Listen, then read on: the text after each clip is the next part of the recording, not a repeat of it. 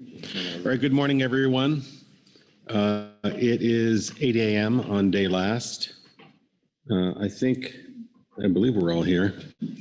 I'm missing a couple here, but I think we'll get started. And before we launch into the day's agenda, I will call on the Executive Director, Merrick Burden, for any announcements. Yes, good morning, Mr. Chairman and council members.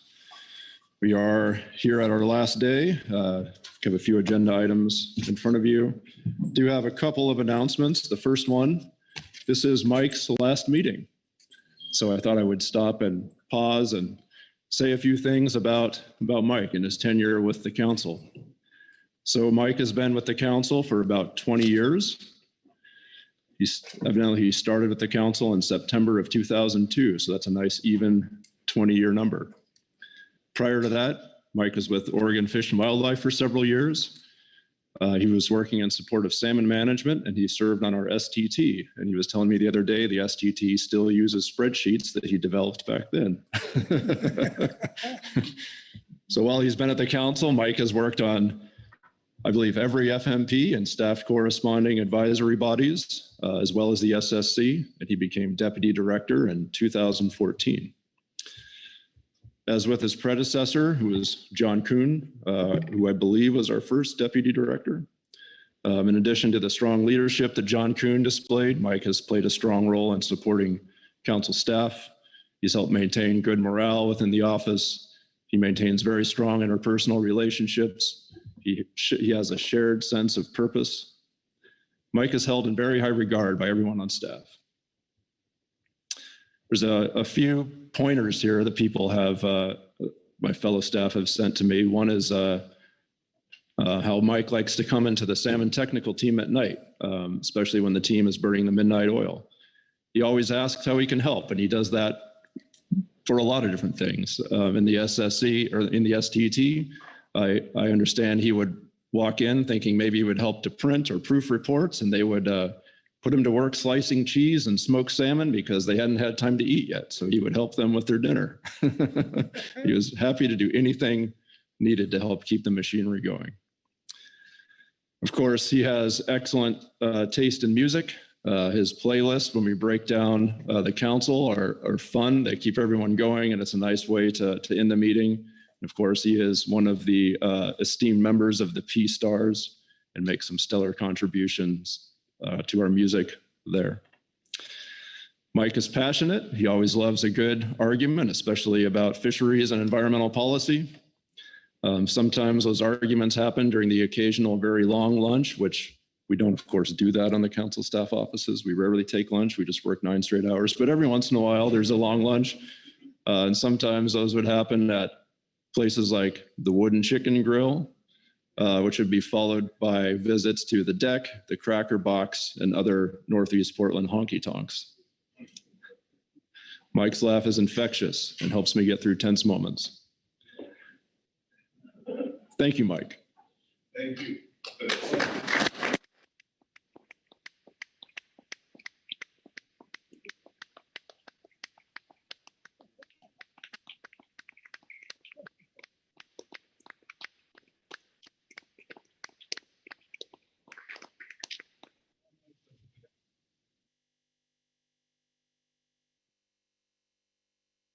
Is Mike's face beet red, or is that my imagination?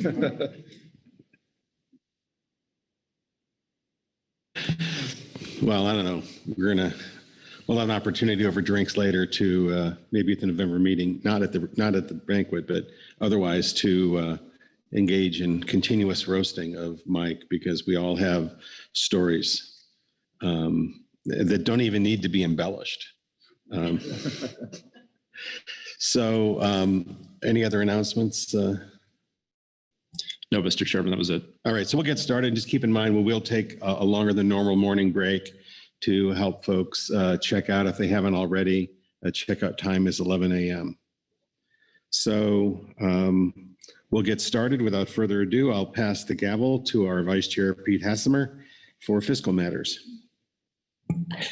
Thank you, Mr. Chair, and I will immediately turn to Patricia to give us the introduction to the topic. Good morning, Chair, Vice Chair, and Council. The Budget Committee met on Thursday, September 8th to consider budget issues outlined in the Budget Committee agenda, which is attachment 1, including a status updates on 2022 expenses and a preliminary view of 2023 budget options. Additionally, we have attachment 2, which is the ED report. Thank you, Patricia. Any questions on the summary? If not, we'll move right into the Budget Committee report, and I'll ask Patricia to read that into the record. Please, Patricia. Thank you. Agenda item C5A, Supplemental BC Report 1, September 2022. The Pacific Fishery Management Council's Budget Committee met on Thursday, September 8th to receive an update on the 2020-2024 Cooperative Agreement funding through August, review the calendar year 2022 expenditures through July, and to provide guidance on the calendar year 2023 advanced provisional budget, and to consider other budget issues outlined in the agenda. National Marine Fisheries Service West Coast Region Sustainable Fisheries Division Budget Update. Mr. Ryan Wolf noted that the fiscal year 2023 budget is not finalized, and the region is preparing for a continuing resolution to be passed. Additional information will be available regarding the status of funding at the November 2022 council meeting.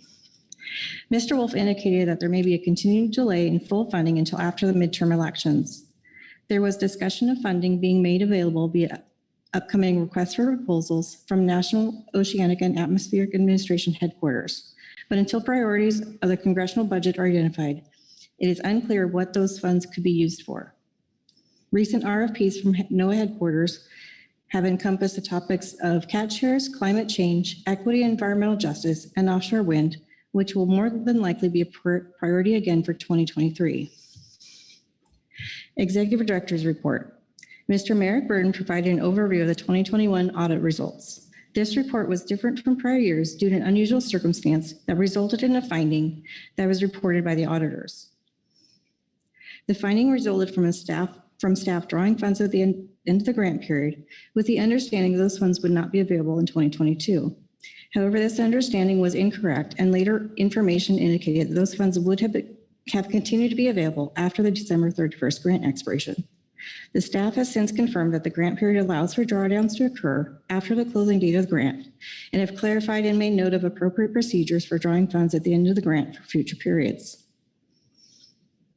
Mr. Byrne provided an overview of the Council's grant and budget planning process, COP 9, Schedule 7, and indicated that September is where the audit review occurs and the starting place for next year's budget.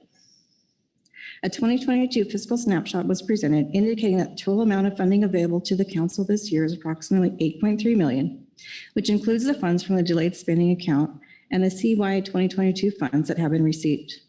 Mr. Burden indicated that we expect to draw nearly $800,000 from the delayed spending account this year. Mr. Burden presented 3 2023 options. The advanced provisional budget estimates 2023 expenses at approximately $6 million. This budget is considered status quo budget and reflects expenditures that generally continue operations as they are today, with some notable exceptions, such as full in-person council meetings in 2023. This budget is not intended as a recommendation, but instead is intended to serve as a starting point for discussion of the 2023 budget. This budget is constrained with a balanced budget option of $5 million. This lower level of expenditures was simulated by reducing the staff line item, reducing outside travel, reducing travel for advisors to the council meetings by 1/2. State liaison contracts revert to the 2018 level. Outside contracts are maintained only for core work, and there'd be no equipment purchases for the year. Mr. Byrne indicated that the impact of this balanced budget option may be a narrowing of the council agenda and may compromise council support and function. The other 2023 budget, titled the Spend Down Budget, includes expenses of $6.3 million. This budget includes everything in the status quo budget, but adds a 75% full-time equivalent staff member, and outside contracts are enhanced to include additional support for communications and geographic information systems analysts. Possible income implications of the spend down budget would enable a temporary surge of funds and work through the end of the grant period, at which time the council will need a contraction of spending which may be disruptive to operations. Looking at a comparison to prior years, the expenditure categories that appear to have the most flexibility to make adjustments are travel and contracts. Depending on the budget adopted, the council could have a delayed spending funds reduced by range of 0 to 1.2 million, resulting in a delayed spending account of approximately 2.4 million to 1.2 million at the end of 2023. Mr. Burton presented a recap of expenses by categories for the years 2015 to 2021 and a related graphic showing contract details over the same timeframe. Key questions were provided to facilitate committee discussion around the level of funds that we needed over time and how best to spend funds from the delayed spending account over time. Mr. Burton worked with the Council Coordinating Committee's legislative contractor to respond to earlier questions from BC members regarding financial risk, and in particular, the financial risk posed to Council due to delays in fundings from Congress. Government shutdowns are similar. Mr. Burton presented information received from the CCC contractor reflecting the timing of continuing resolutions and reflected on how this may shed light on financial risk. Other considerations regarding the management of financial risk were discussed, such as the council's prior approach of having approximately 6 months of expenses in the delayed spending account. Mr. Burton discussed various ways to trim council expenses in order to minimize disruption to the council process. These approaches stress the potential for cost savings from remote meeting formats, a reduction in the size of council meetings, for example, reducing the number of advisory bodies that meet in person with the council, and other possible approaches. Budget committee discussion activities. The committee discussed how much inflation was included in the 2023 budgets, especially for the travel line item, and what considerations were used. The committee discussed, 1, interest in having council staff further review inflationary information relative to the 2023 expenses, and 2, provide details on attendance of advisory bodies at council meetings so as to better inform a discussion of whether to move some advisories from in-person format to a remote format for one or more council meetings throughout the year. There was also discussion of how the staff wages and benefits cost item could be impacted with the known and possible future retirements of council staff. The committee further discussed financial risk to the council, especially with regards to the timing of funding. The committee requested staff to engage in further discussions with NIMS regarding the management of these risks and the timing at which these funds can be expected to arrive at the council in the future. The committee found it challenging to envision a future where workload could be reduced from where it is today, and found it difficult to envision a related reduction in travel and meeting expenses. There was discussion about how the council's efficiency agenda item would fit into this budget planning, and it was determined that the budget piece move forward and to incorporate the results of the efficiencies white paper into an October budget committee meeting.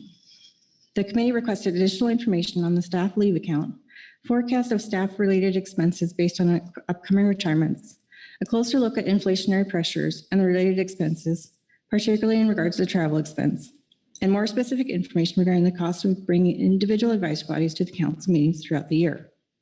The committee reviewed and supported the 2021 audit results. The committee discussed elections and approved Mr. Pete Hasmer to continue as chair and Mr. Corey Niles to continue to serve as vice chair for the next year. Budget committee recommendations. Hold a special budget committee meeting in October 2022. Hold a regular scheduled budget committee meeting in November. Request staff to continue to refine the 3 budgets for consideration and review, including information requested regarding staff wages and benefits, travel, and stipends. Thank you, Patricia. Are there any questions regarding the Budget Committee report? And I don't see any hands around the table, so that completes the reports. There are no management entity or advisory body reports and no public comments signed up. So that would move us directly into council discussion on this matter. So we'll look for a hand, see if anybody wants to kick anything off here. Have any discussion? Karen Braby. Yeah, thank you. I haven't dug into this before today, so apologies, but just wondered if you could summarize kind of where we are relative to travel savings from the last couple of years of COVID, big picture, relative to some of the technology challenges that we've had, that we've spent money on, and how you see those playing out. There's a lot of discussion about maybe some more in person, maybe some less in person, and how that's going to all flesh out. But considering our council efficiencies agenda item earlier this week, where are we sitting with that kind of budget trade-off and challenge looking forward? Thank you, Karen. I will first ask our executive director if he can respond to that. Sure. Thank you, Mr. Vice Chairman, and thank you, Ms. Bravey, for that question. I think that is a question we're all asking ourselves. I would start by referring you to the PowerPoint that I gave the Budget Committee, which is in the briefing book as a supplemental item.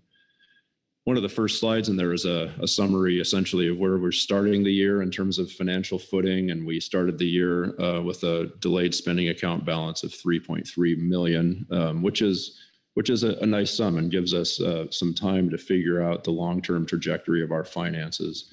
There has been, I guess I would just reflect on where that came from. And, it's come from a variety of sources. And I think going all the way back to, two predecessors of mine ago, Don McIsaac began to build up some of our delayed spending account balance.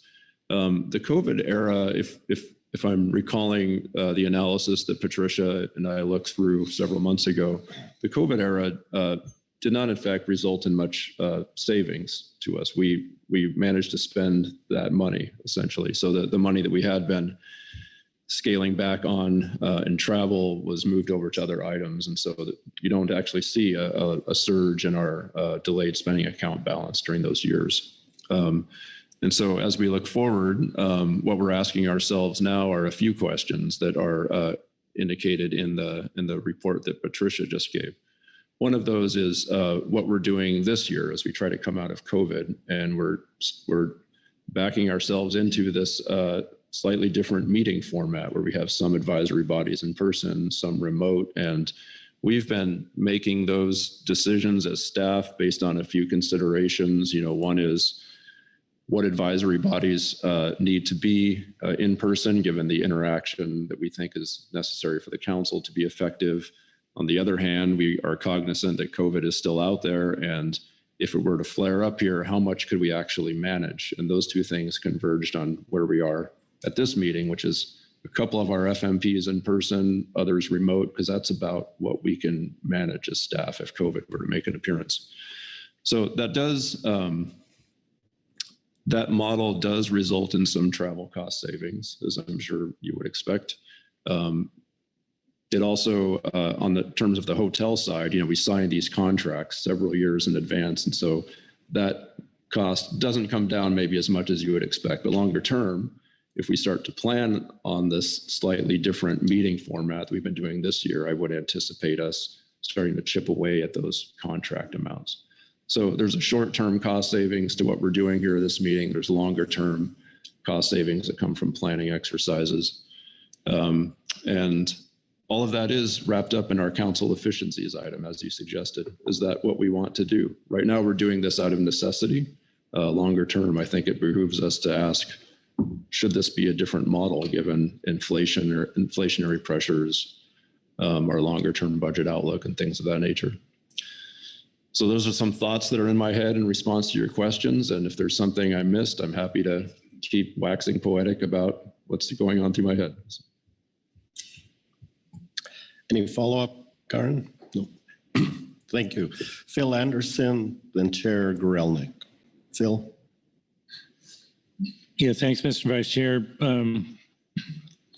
I was able to sit in on the Budget Committee meeting earlier this week.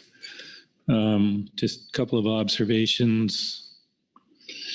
We've been have been in a period where we've had the good fortune of being able to get some additional funding beyond the base that's provided to councils for a number of years, and we have tailored our operations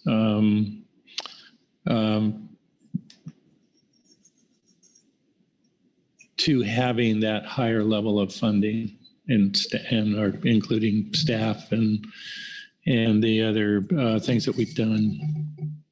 And it's, we're constantly in a period of uncertainty, I think, relative to whether or not we are able to secure some additional funding from National Marine Fisheries Service over and above our base. And I think the uncertainty about that is even greater now than it has been in the past, which is causing us to have to look carefully, look ahead, and ask ourselves whether or not we need to make some changes in our operations to reduce costs. If in fact the level of additional funding that have augmented our base either is no longer available to us or available to us at a lower level. There's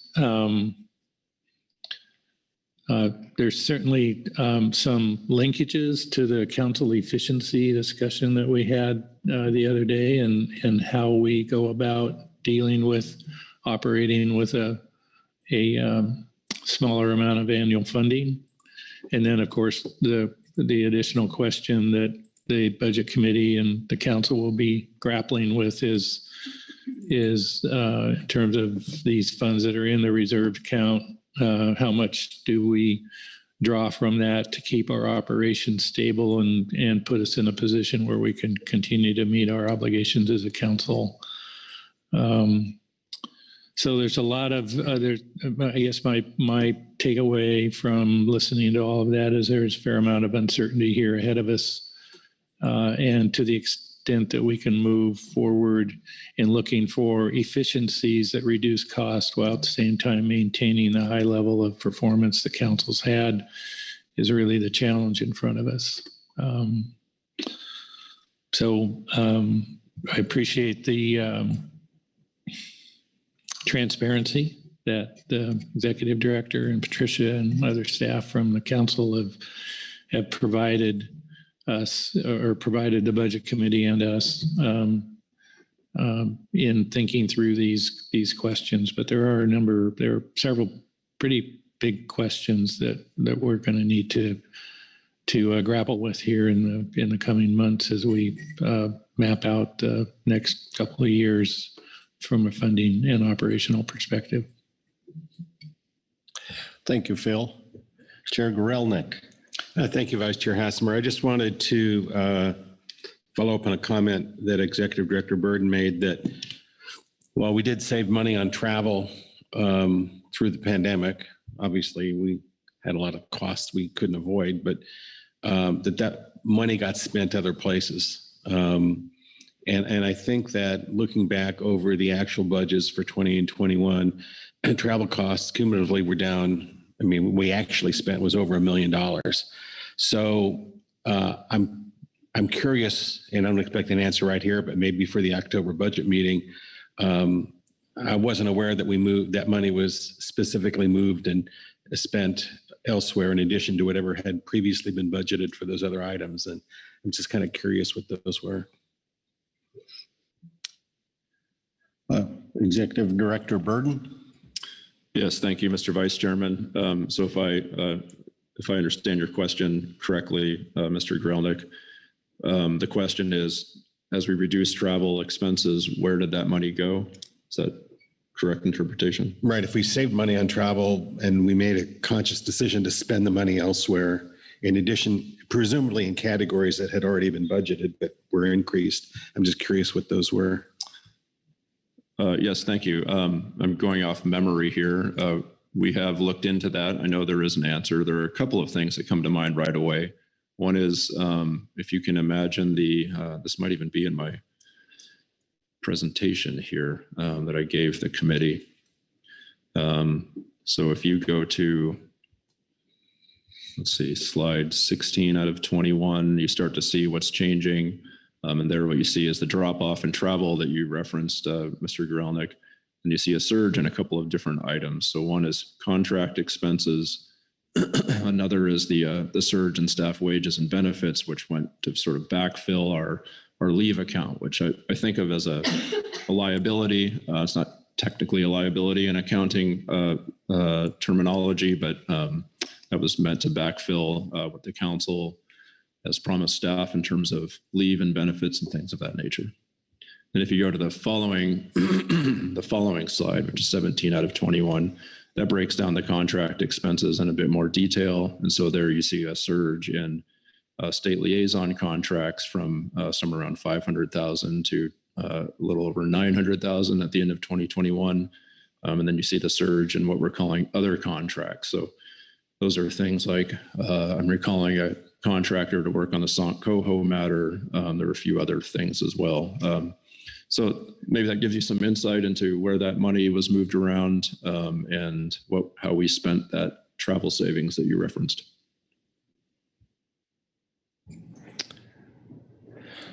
Chair Grelnick, does that answer your question, or do you have follow-up? Not exactly, but I don't think it'd be fruitful to, I think I'll just talk to Merrick offline.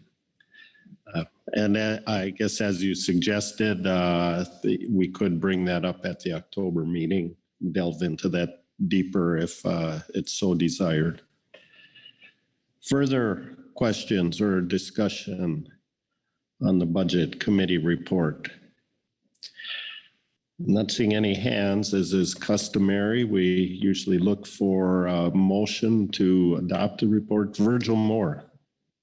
Mr. Vice Chairman, I move to adopt. Mike. You can train old dogs in new tricks here. Mr. Vice Chairman, I move to adopt the report of the Budget Committee and recommendations from Agenda Item C5A Supplemental BC Report 1, September 2022. And that pretty much sums it up right there for the recommendations. Jake, would you like to? I'll read through that. Please. I move the council accept the Budget Committee's report, Agenda Item C5A, Supplemental Budget Committee Report 1, September 2022, and approve the three recommendations as follows. 1, hold a special Budget Committee meeting in October 2022. Hold a regularly scheduled Budget Committee meeting in November, and request staff to continue to refine the three budget for consideration and review, including the information requested regarding staff wages, benefits, travel, and stipends. Thank you. And what's on the screen is complete and accurate. That is correct. Thank you. I look for a second, seconded by Bob Dooley. Would you like to speak to your motion? It stands. Thank you. Any discussion on the motion? Not seeing any, I will call for the question. All in favor signify by saying aye. Aye. Opposed, no. Abstentions? Motion passes unanimously. Mr. Chair, I believe that completes our activities under this agenda item, and I would pass the gavel back to you. Thank you very much. We are next on the approval of the council meeting record, traditionally not a lengthy agenda item. I will first ask if there is any discussion or corrections, additions made to attachment 1 under this agenda item in your briefing book. And I'm not seeing any, so I will entertain a motion to approve the council meeting record.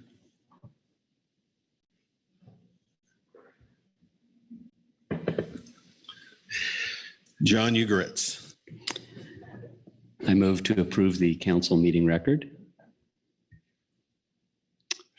There it is. As presented in agenda item C6, attachment 1, draft council meeting record, 267th session of the Pacific Fishery Management Council on June 8th through 14, 2022. All right. Thank you, John, for the motion. Is there a second? Seconded by Heather Hall. Thank you. Speak to your motion if you choose. It stands. All right. Any discussion? Not seeing any hands, I'll call the question. All those in favor say aye. Aye. Opposed, no. Any abstentions? Motion passing unanimously. Thank you very much for the motion, John. I believe that concludes this agenda item. So we will move on next to agenda item C7, membership appointments and council operating procedures. Mr. Berner, please get us started. Thank you, Chair Grelnick. If I could first just take a quick moment to thank Executive Director Burden for his comments this morning. I appreciate that. Regarding Chair Grelnick's comments about additional roasting, I think Merrick's stories was more than enough sharing, so we can call that good. I guess I'll just say that although I'm very proud of what I did with Oregon Department of Fish and Wildlife, my service here to the council is easily the highlight of my career, and it was very much a pleasure to serve. I think I probably always consider myself a salmon guy at heart, but as Merrick pointed out, I've moved around to most of the committees that this body has, and I've really enjoyed that variety and learning a lot of things. So anyway, thank you very much for the opportunity. I just loved it. Have you considered which advisory subpanel you'll be applying for the next time there are openings? I have not. Okay. C7, this is our recurring administrative item where we look at appointments and potential changes to our council operating procedures. I'll start out with appointments regarding changes to members and designees.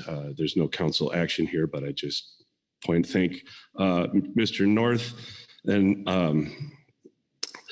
Ms. McKnight for joining the table this week. I think they did a great job. It's great to have them on board. I've worked with John a lot and Caroline as well. It's been very, I think they'll do a great job at the table. Also, just hate to see Chris Kern's name fall off the list, though. He's done a great job for the council, but nice to see some fresh faces around the table, but there's no council action on that. Just thought I'd point that out.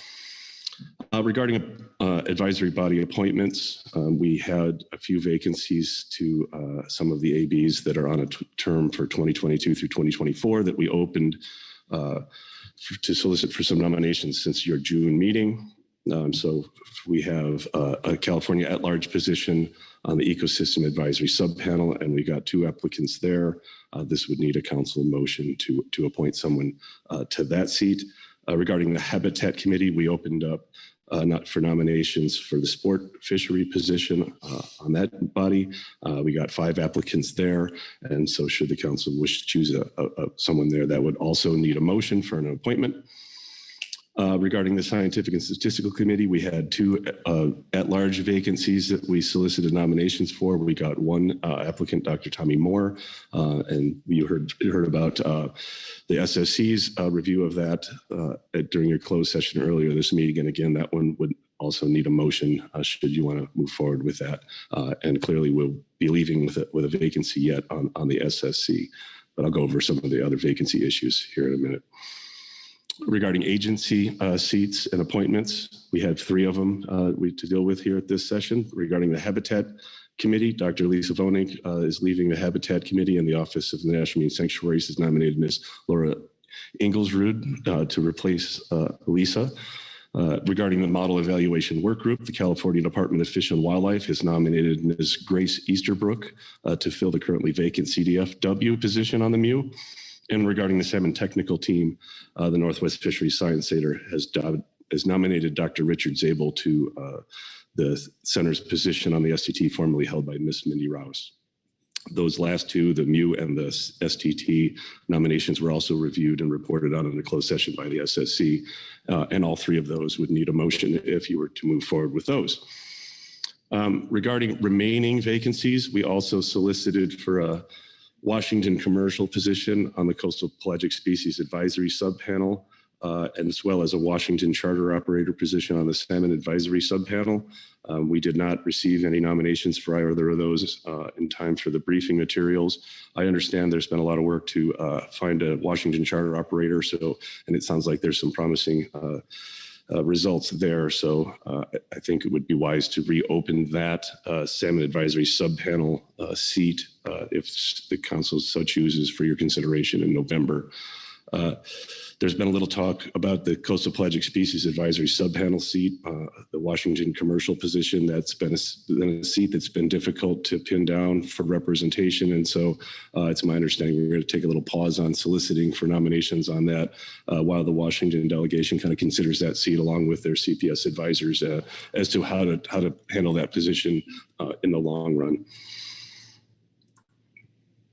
I'd also note that we have a fair amount of vacancies on our salmon technical team, and that we're quickly approaching the very busy salmon time of year. So it's just a reminder out there. I think the alternates that have been attending the salmon technical team have been doing a great job, but it would be nice to formally fill those before we get into the really heavy lift of the salmon process next spring. So I guess I'll just pause there before I get into council operating procedure changes and see if there's any questions about appointments or designees or the like. All right, thank you. Any questions thus far on the positions that Mike has discussed?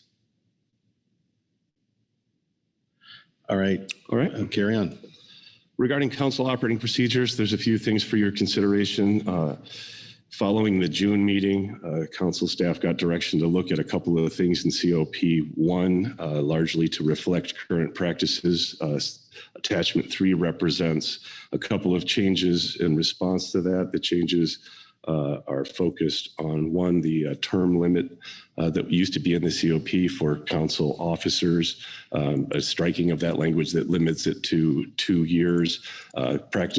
Council practice over the years has been to make that decision on an annual basis as to how many years a person should serve as chair, and it just didn't make sense to leave that language in the COP any longer. And if the council is in agreement with that, there's some strikeout language shown in attachment 3 for your consideration and approval if that's the case. It's also pointed out a relatively minor thing, but with new council members, there's some language in there about training and them attending 2 chairs briefings, excuse me. Our practice has been to ask them to at least come to their first one. So it's a minor change, but that's also reflected. With COP and the briefing book, I've had a couple people approach me this week about other housekeeping type things that should be updated in the COPs. This was not intended to be a comprehensive look across the entire COP1 or all of the COPs, but I would note that might be an exercise the council would like to should take up fairly soon if there are some things in there that are a little bit dated. But again, this was not a comprehensive look at COP1. This is just a couple of items staff was asked to look into from the June meeting. Regarding COP19, you had a discussion of this. This is regarding the protocol for consideration of EFPs and groundfish fisheries. You had a discussion of this under your G2 agenda item. It's in the materials here for this administrative item. Should you have approved some language, the language that was in the briefing book was focused on the review of results from EFPs and moving those further into implementation. The discussion from earlier in this week kind of grew into some other facets of that COP. So my understanding from that earlier discussion this week is that COP needs a little bit more of a broader look and a little bit more scrubbing before it's ready for adoption. So I don't anticipate a motion for that one here at this meeting. And lastly, there are some proposed revisions to COP 23 in your briefing book. This is the protocol for consideration of exempted fishing permits in coastal pelagic species fisheries. You've had a look at this a couple of times. The changes that were pitched by the coastal pelagic species community back in June largely revolved around review of applications and the SSC's role there. And the language was changed to sort of mirror what's in some of our other COPs regarding review of EFPs. Additionally, then in June, the enforcement consultants put some language forward for your consideration regarding doing some background checks in regards to violations of applicants. The council at that time chose to put that back out for some public consideration to allow the CPS groups to weigh in on that, which they have. Both the team and the panel have submitted statements here under this agenda item for your consideration. You'll also hear from the enforcement consultants later that they're interested in a more comprehensive look at all of our COPs in this regard. So we'll hear some more discussion of that coming up. But we could be ready to do the coastal pelagic species COP 23 if you so choose. So with that, Mr. Chairman, your business at hand here is to consider those list of appointments I mentioned that need motions and make a decision as to what to do there. We do have some vacancies I mentioned, like we have one remaining at-large vacancy on the SSC. We have that vacancy on the Salmon Advisory Subpanel that, unless I hear otherwise, staff is planning to open up for nominations between now and your November session. And then we've got potential changes to COP1 and COP23 to adopt as well, should you choose to go that way. Thank you. All right, thanks, Mike. Any questions of Mike on the balance of the overview? We have a lot of business to undertake under this agenda item, so I'm trusting that Mike will keep us, if we overlook anything, you'll certainly let us know. So we have a number of reports to be provided. We'll start with the groundfish management team. And I have, it's either going to be Joe Peterson, who I don't see here or online, or Lynn Mattis, who is online. So I'll turn to Lynn. Thank you. I'm going to fill in for Joe since I think he's having internet connectivity issues this morning. So this is agenda item C7A, the supplemental GMT report. In regards to membership, we have been without a representative from the Southwest Fisheries Science Center for almost 2 years. And while we are sympathetic to the staffing issues that the center is having, it has left the team shorthanded, reducing our capacity and expertise. If the Southwest Center is unable to provide a GMT member, the council may wish to consider trying to fill that void from another source. We don't have a specific recommendation on sources at this time, but we're willing to discuss with council staff or council members further. In regards to Council Operating Procedure 19, under some discussions under G2 at this meeting, the council recommended taking a holistic look at COP 19 and the overall EFP process and timeline. We are supportive of this and willing to work with council staff and others on this process for consideration at a future council meeting. Completion of this process needs to be completed by September 2023 at the latest so that it can be incorporated beginning with the 25-26 biennial process, noting that currently EFP applications are due November of odd-numbered years. We have heard that multiple fishery management plans are discussing changes to their EFP COPs and suggest that the council staff may gain efficiencies by collating and considering concerns from all of the various FMPs. The council also had some preliminary discussions about the timing and frequency of when groundfish EFPs are considered. We wanted to remind the council that the current timeline was set by the Process Improvement Committee to align EFPs with the biennial harvest specifications and management measures process. This was done so that any requested set-asides for EFPs can be factored into off-the-top deductions from the annual catch limit to then calculate the fishery harvest guideline and the resulting allocations to the fishery sectors. For any EFP accepted out of cycle, requested set-asides could be disruptive to fishery sectors. Given that quota pounds cannot be rescinded once issued, any requested set-asides outside of the biennial process would then come solely from the non-trawl sectors. And depending on the species, this could necessitate management changes from what was part of the biennial specs process. However, if no set-asides are requested or needed, taking up an EFP out of cycle would not have those issues. Additionally, we wanted to note that the National Marine Fisheries Service has previously expressed to the team that the time and workload associated with many new EFPs is equivalent to that of rulemaking. Therefore, taking up one or more new off-cycle EFPs could impede NIF's progress on other tasks and or rulemakings, depending on how NIF's workload is prioritized. That's our report, and I would be happy to answer questions. Thank you very much, Lynn. Let's see if there are any questions from the council. I'm not seeing any hands. Thanks very much, Lynn. Thank you. We now have a couple of CPS reports. The first is the management team. The second is the AS. And Jesse Dorpinghouse is online to provide those reports. So why don't we start with the management team and see if there are any questions and then go into the AS. Welcome, Jesse. Good morning, Mr. Chair, council members. Can y'all hear me okay? Good morning. Awesome. So I'll be reading first Supplemental CPSMT Report 1. The CPSMT reviewed the draft language prepared by council staff in attachment 4 and supports the proposed edits to COP 23. The revisions will better align with the efficient council scheduling and only require SSC review of EFPs if additional scientific scrutiny is warranted. The section added to specify potential denials of EFPs based on violation history will also make COP 23 more consistent with the COPs for other FMPs. All right, thank you. Any questions? All right, please move on with the AS report. Sure thing. So this is Supplemental CPSAS Report 1. The CPSAS discussed the EC recommendations to amend COP 23 for EFPs with regards to issuing EFPs if the applicant has violated the terms of a previous EFP or has had recent major fisheries violation.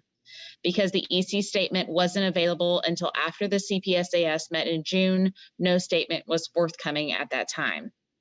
At this time, the CPSAS believes the council should adopt COP 23 as described in attachment 4.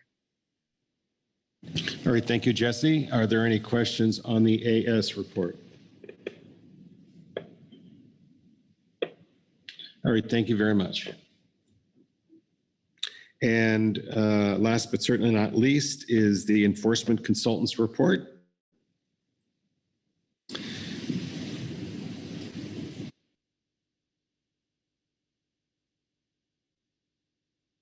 Welcome. Thank you, Mr. Chair. I'll be reading agenda item C7A, Supplemental EC Report 1. The enforcement consultants have reviewed the documents associated with agenda item C7, membership and council operating procedures, and provide the following comments. Regarding C7 Attachment 4, proposed revision to COP 23, the EC greatly appreciates the inclusion of a violation history check as part of the COP and the opportunity to meet virtually with the CPSMT and CPSAS and answer any questions they had. The EC had further discussions and recommends a minor change be made to the COP, minor changes be made to future meetings to COPs 19, 20, 23, and 24. The proposed language better clarifies what types of violations may be considered and updates the civil penalty amount. The EC recommends the following change to replace what is currently contained under D, Other Considerations. D, Other Considerations. EFP candidates or participants may be denied future EFP permits if the applicant or participant, fish or processor, has a violation within the past 5 years related to violations of EFP provisions, violation of commercial fishing regulation resulting in conviction, or entering into a plea of for a crime punishable by a maximum penalty exceeding $1,000. C, violation of a commercial fishing regulation resulting in an assessed civil penalty of an amount greater than $5,750. Or D, violation resulting in the assessment of a civil penalty or being convicted of a crime involving the falsification of a fish receiving ticket, including but not limited to misreporting or underreporting of CPS HMS groundfish landings as applicable. The EC recognizes the violation history checks is not mandatory, but it does serve as a motivation for compliance and provides NIMS with important information when considering whether or not to issue an EFP. NIMS OLE conducts the violation history checks for NIMS West Coast region outside the normal council process. That concludes my statement. Thank you very much for the report. We'll see if there are any questions on the report. John Ugoretz. Thanks, Mr. Chair, and thanks to the enforcement consultants for the report. Just a quick question. I note that you parenthetically included underreporting or misreporting CPS, HMS, or groundfish landings, but you don't mention salmon. And I'm assuming that's because there isn't presently a salmon EFP COP, but that you'd support similar language for salmon if an EFP COP was developed. Through the chair, yes, that's correct. All right, any further questions? Thank you very much. Oh, wait, Mike Berner?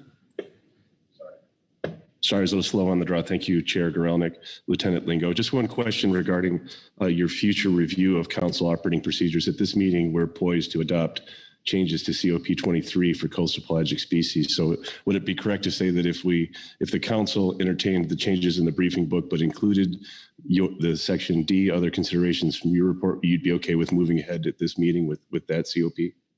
Yes, that's correct. Thank you. All right, anything further before we let Lieutenant Lingo up from the table? All right, thank you very much. That will conclude reports. It takes us to public comment. I don't believe we have any signups. So that will now take us to council discussion and action. As laid out by Deputy Director Michael Berner, we started the overview with appointments and then went on to the COPs. So I would suggest we take things in that order. And before we take up any motions, I'd like to see if there's any discussion on any appointments. And if there's no discussion, we'll move on to motions. Corinne Braby.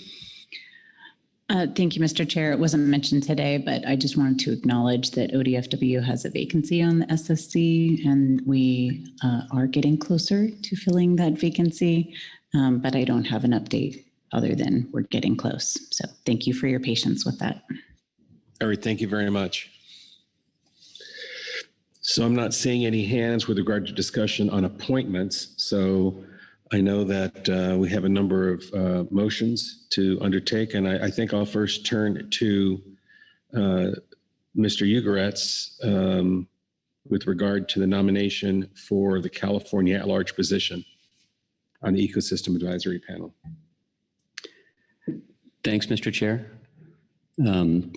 I move that significant roasting of Mr. Mike. Oh, no, wait, I'm sorry, I'm reading the wrong one. I move the council appoint Mr. Alan Lovewell to the California at-large position on the Ecosystem Advisory Panel, formerly held by Ms. Melissa Mahoney.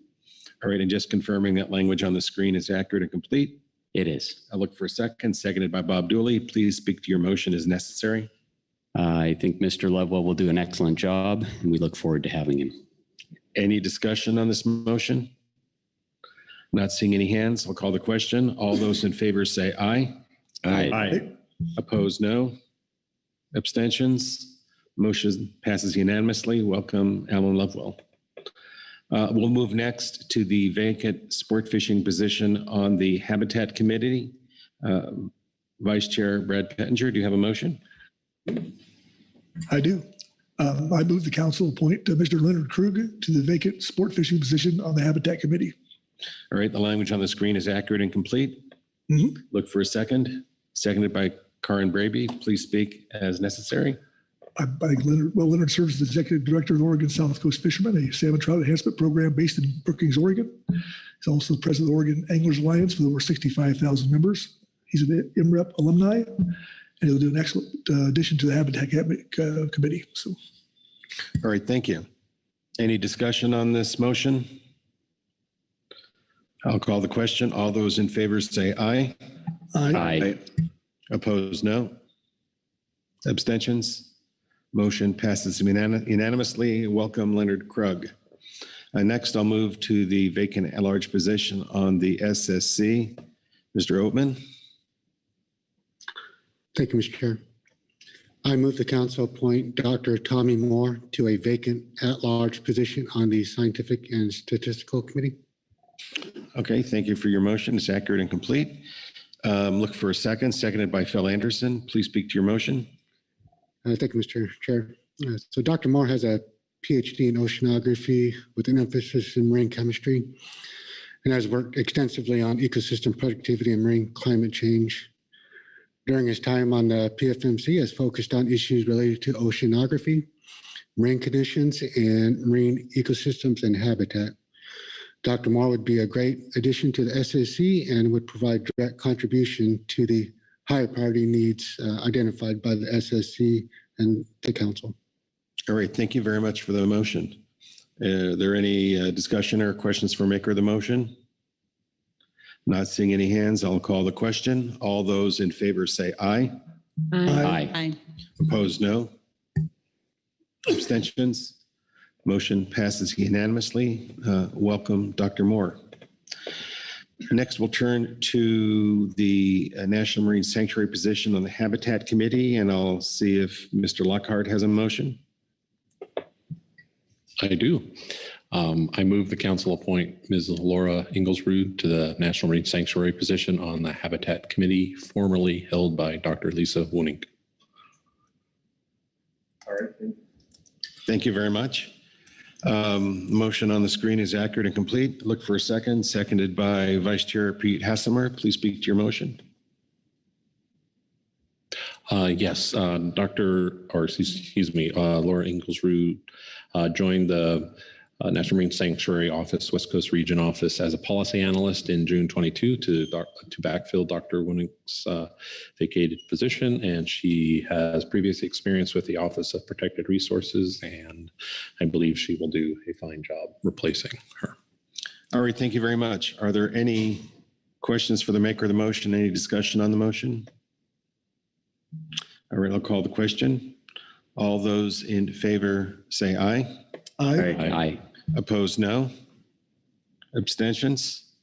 Motion passes unanimously. Welcome, Ms. Inglesrud. All right, we'll next turn to the vacant CDFW position on the Model Evaluation Work Group, and I'll see if Mr. Uritz has a motion.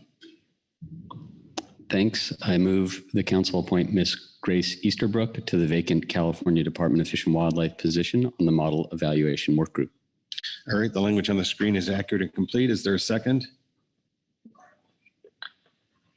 Seconded by Bob Dooley. Thank you, Bob. Please speak to your motion. Ms. Easterbrook will be an excellent representative for the department. We look forward to having her. All right, any discussion or questions for maker of the motion? I'll call the question. All those in favor say aye.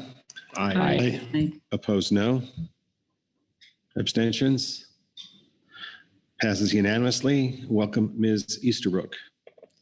And then finally, we'll look to fill the vacancy on the Northwest Fisheries Science Center position on the Salmon Technical Team, and I'll look to Mr. Lockhart. Thank you, Mr. Chair. I move the council appoint Dr. Richard Zabel to the Northwest Fisheries Science Center position on the Salmon Technical Team, formerly held by Ms. Mindy Rouse.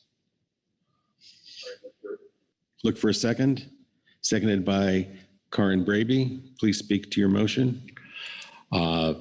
Dr. Zabel has an impressive resume and is more than qualified to fill this position, and I expect him to do a good job. Thank you. All right, thank you. Any questions for the maker of the motion or discussion? All right, I'll call the question. All those in favor say aye. Aye. Opposed, no. Abstentions? Motion passes unanimously. Welcome, Dr. Zabel. So I will pause there and check in with Mr. Berner, see where we are on our list of appointments. Bless you. Thank you, Mr. Chairman.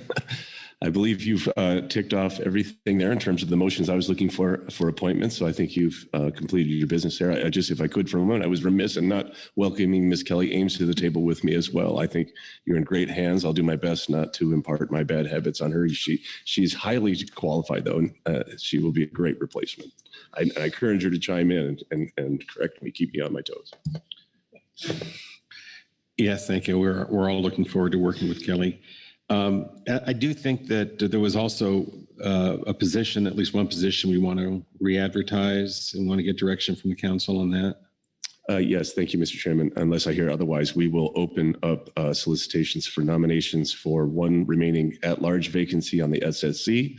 And we have a Washington Charter vacancy on the Salmon Advisory Subpanel that we also intend to open up between now and November, probably with a deadline in early to mid-October for those. So, okay, great. So I'm seeing nodding of heads around the table. So let me just see before we move on to the council operating procedures to see if there's any further business from the council on appointments.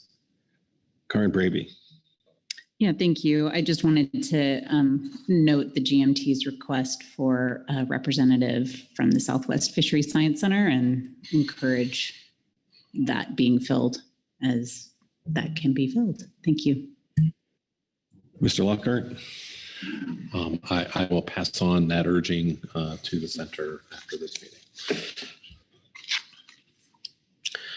All right.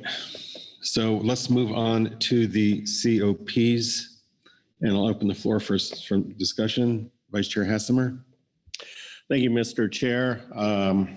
Maybe there's an easy button here. I'll pick that up. On our action there, it lists COP19, adoption of changes. I don't see any changes in anything in our briefing book, but there was a recommendation from the GMT to take up a holistic review work that needs to be done by September of 2023, no later than that, in order to be ready for the next specs process. So on that one, it would be my recommendation. Maybe that falls in the workload planning, but that holistic review sounds like a little more detailed work that needs to be done, similar maybe to what was done on COP23, but some work to be done there.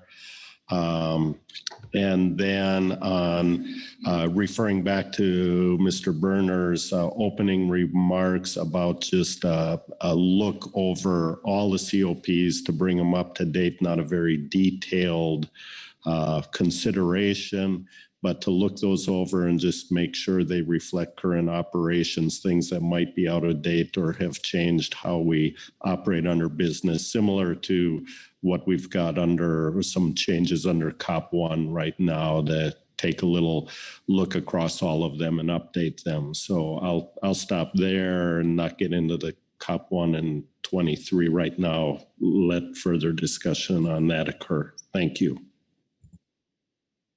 All right, thanks for that. So let's keep our discussion focused on the more holistic review of COP19 and whether we want staff to just take a look at COPs generally to bring them up to date and see if there's any objection there. If we want to, and there is at least on COP19, it seems like there is a timeline associated with that. I'm not sure that we want to impose a timeline with regard to a general holistic review of the COPs, but let me just look around the table and see if that captures the sense of the council.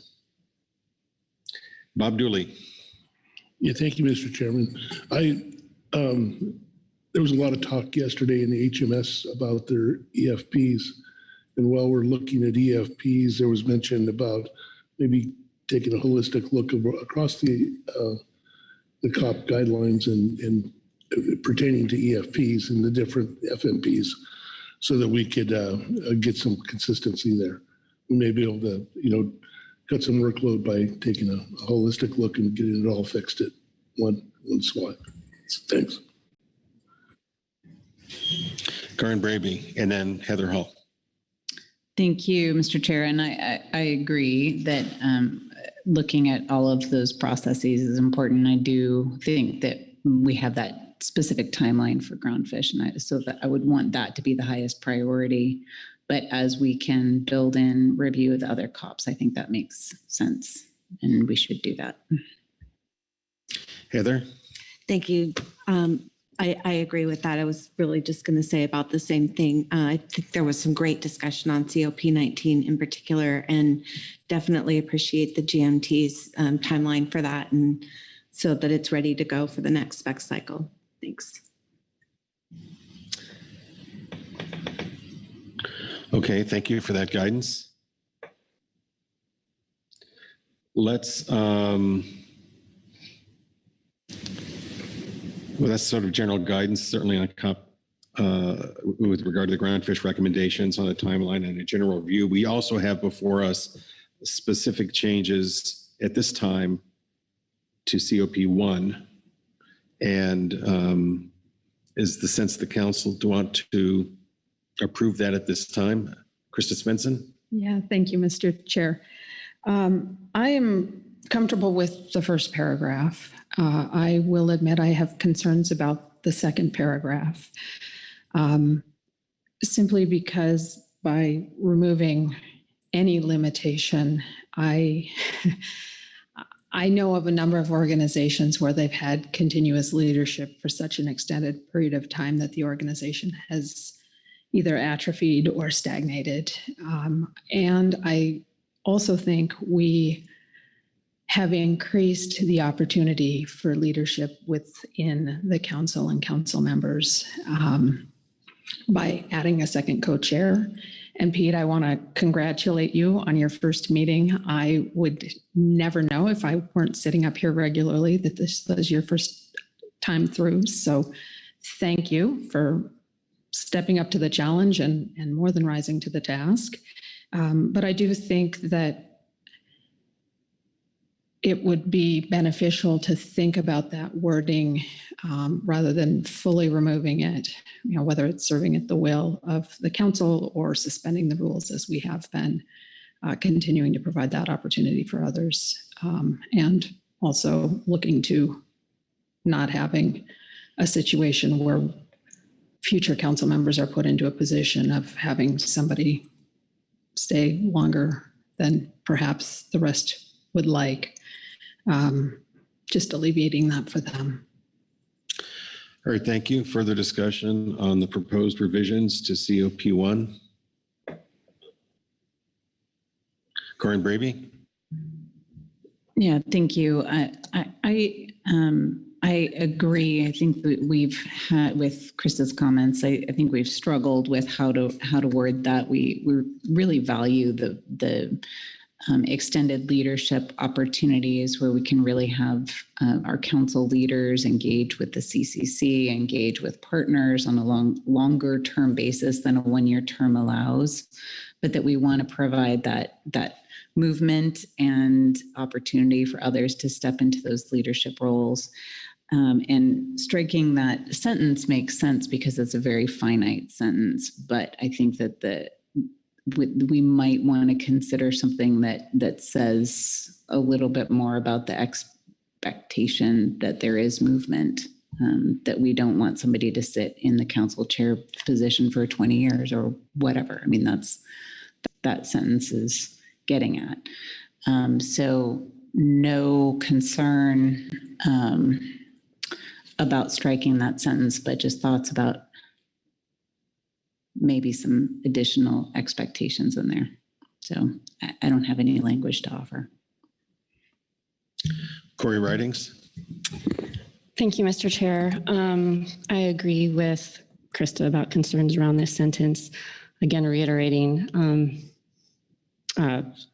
gratitude to our current leadership and how good that's been. Just more of a reflection of the longer term issues that Krista brought up. I also echo Ms. Bravey, maybe there's another way to do this. So just putting it out there that maybe it's worth taking another stab at so we can encompass both of those concerns. Thank you.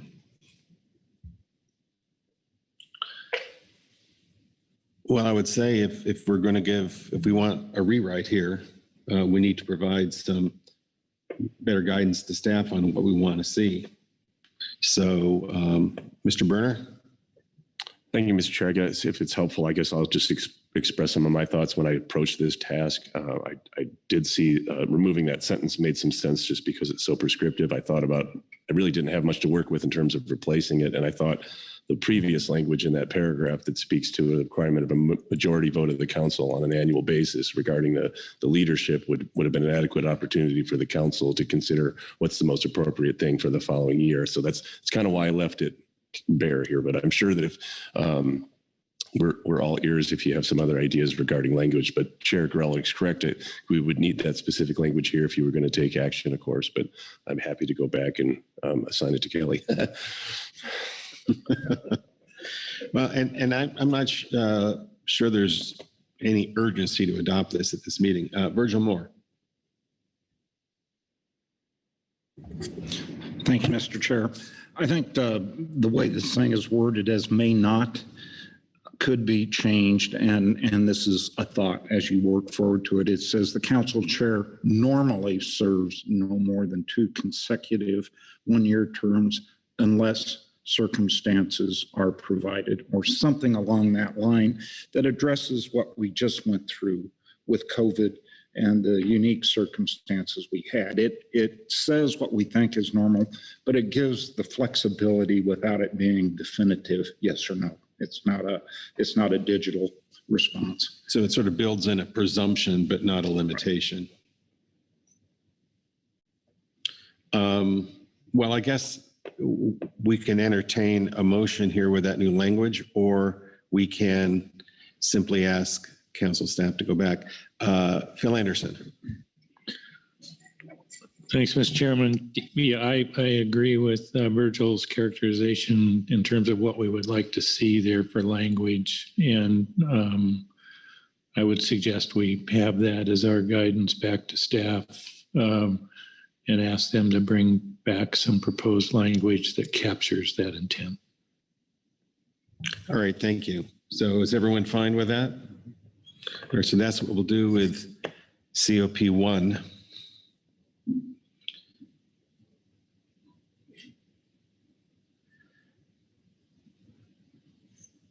Let me see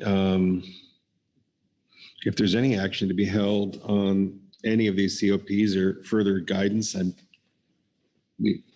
Uretz. Thanks, Mr. Chair. For COP 23, the EC has provided some new revised language. I think it's appropriate. I appreciate their efforts there. I think that sort of language needs to go into all of the EFP COPs. And I think it could easily be included here now as a modification to what's in attachment 4 for COP 23. Mr. Berner.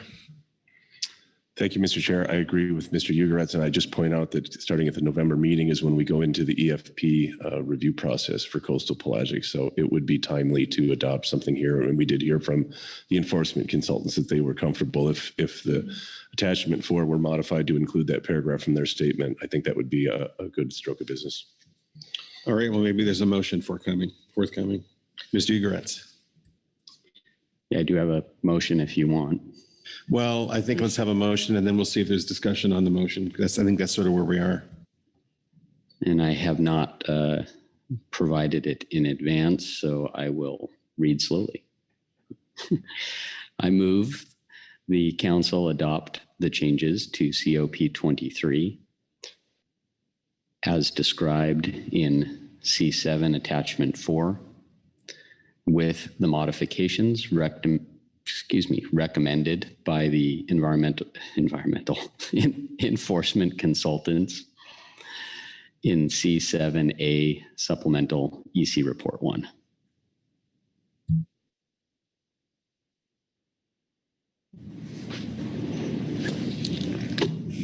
Okay, is the language on the screen accurate and complete? Better than I said it, yes. Okay, especially when it's done that way. Look for a second. Seconded by Dr. Braby. Please speak to your motion. Thanks. I think as I just mentioned, I think the changes are appropriate and timely and necessary for our next meeting. All right, let's have any questions for the maker of the motion. Discussion on the motion. I'm not seeing any hands. So I will call the question. All those in favor say aye. Aye. Opposed, no. Abstentions? Motion passes unanimously. Thanks for the motion.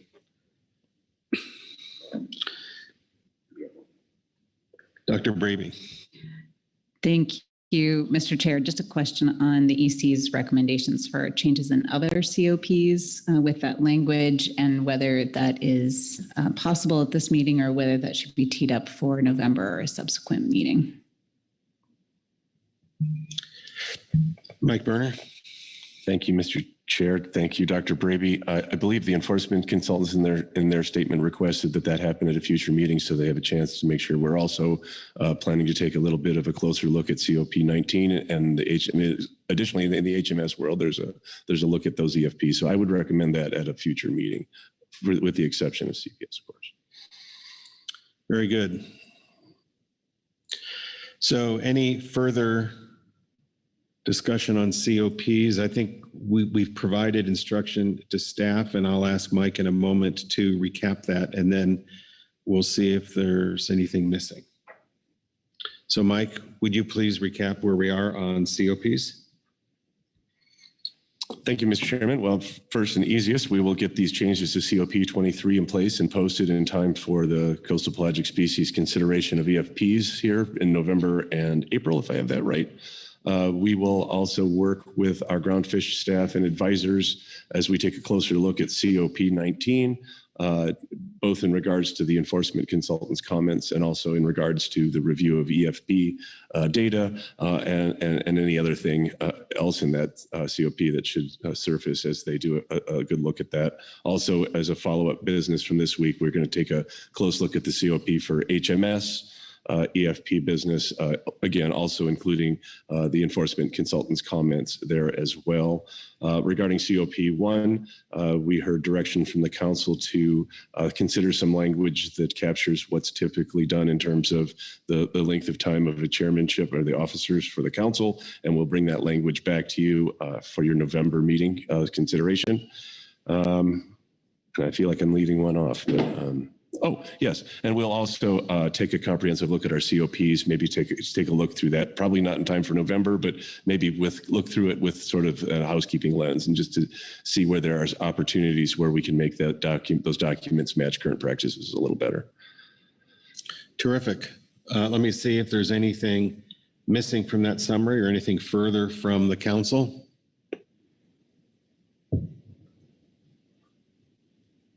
I'm not seeing any hands, so I do see a hand now. Bob Dooley. Thank you, Mr. Chairman. There was a discussion during the week about the renewals of EFPs, and there were some suggestions over time that potentially if you don't have a new research goal or research purpose to renew an EFP, that it might not be approved and might not be renewed. And there was a discussion also about EFPs that are basically complete, but waiting implementation. And I've just been going through this and trying to understand, it's not specifically excluded, but it's not explicitly talked about either to be a valid reason to continue an EFP. It could be very disruptive to cancel EFPs while regulations are being developed and debated and implementation times are pushed off into the future. We could lose a lot of valuable momentum that these EFPs have shown us. So I don't know whether it's important to have something in here saying that might be, if we're going back and looking at these, that might be a valid reason or consideration in the future, because we have heard in the case of the EM EFP that Ryan Wolf had said that, well, the last time we talked about a renewal, that there needed to be a reason. It couldn't just continue to be renewed.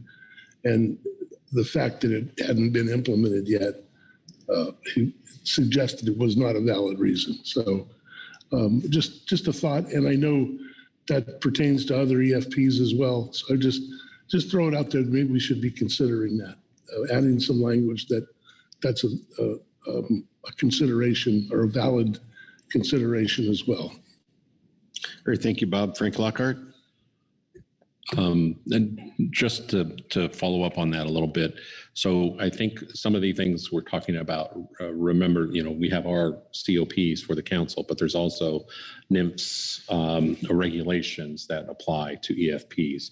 And some of the things that you're talking about are in the NIMS regulations. So I guess if council's interested in kind of exploring this concept further, these concepts further, I would recommend that NIMS staff and council staff talk about it a little bit more, and then potentially come back to the council at some future date to kind of lay out the results of that discussion. So that would be sort of part of the longer term housekeeping review of the COPs to sort of conform the scope of COPs in our, the scope of EFPs in our COPs to what the NIPS regulations provide. Mike Berner. Thank you, Chair Granolik. Yeah, I think we could fold it either into that housekeeping exercise or a couple of those other endeavors to take a deeper look into our COPs regarding exempted fishing permits. Yes. All right, great. Thank you. All right. Is there anything further on this agenda item? Mr. Berner? Thank you, Mr. Chair. Appreciate all the motions. We will get those new appointments going as quickly as we can. We will follow up on the COP discussion, on the COP tasks and assignments we just reviewed, and I believe you've completed your business, Chair. Thank you. All right, thank you.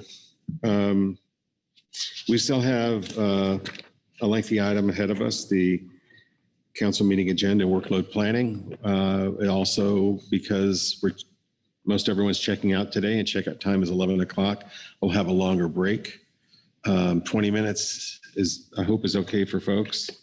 So we'll be back here at 9:40.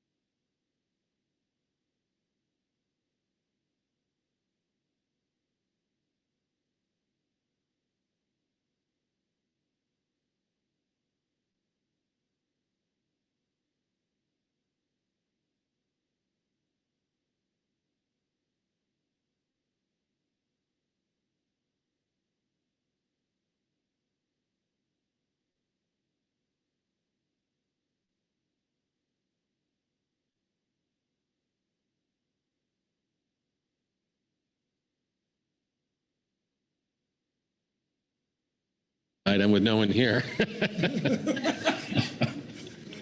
They don't mind very well, do they? No, it's okay. We have time.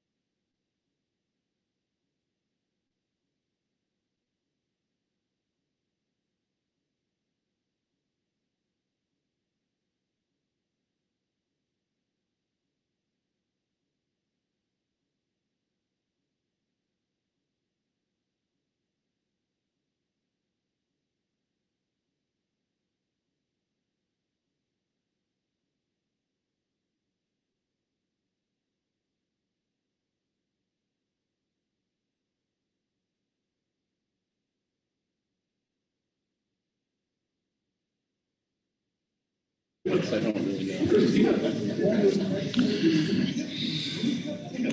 right, I know some folks have flights to catch, so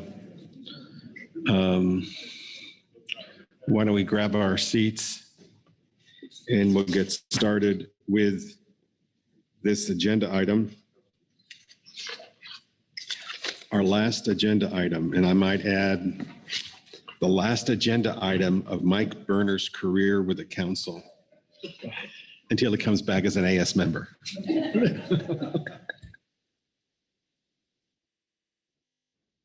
And we have a number of reports, but first I'll turn to Executive Director Merrick Burton for an overview.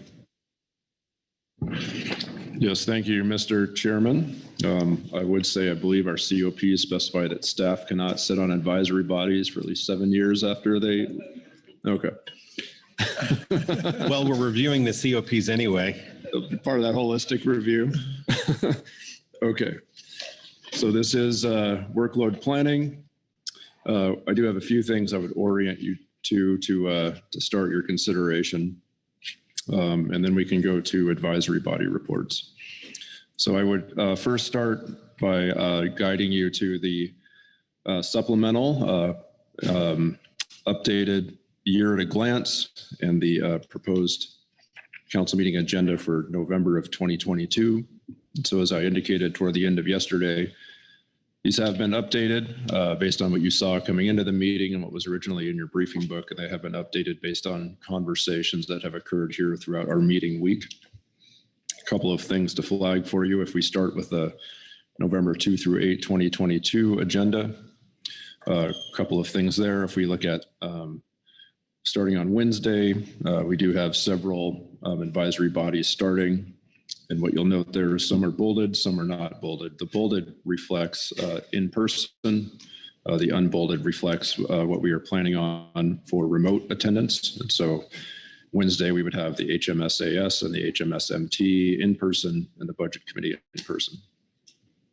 And then as you look at that bottom row throughout the week, you see which advisory bodies we are anticipating having in person throughout the week.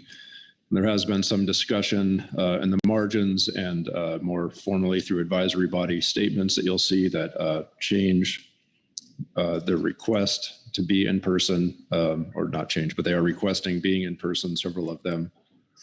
There are several considerations there. One is our ability as staff to manage potential COVID flare-ups at the meeting. And so what we have here this week reflects our best estimate about what we can handle if there is a need to try to, manage something that takes place throughout the middle of the week. So as we add advisory bodies in person, we start to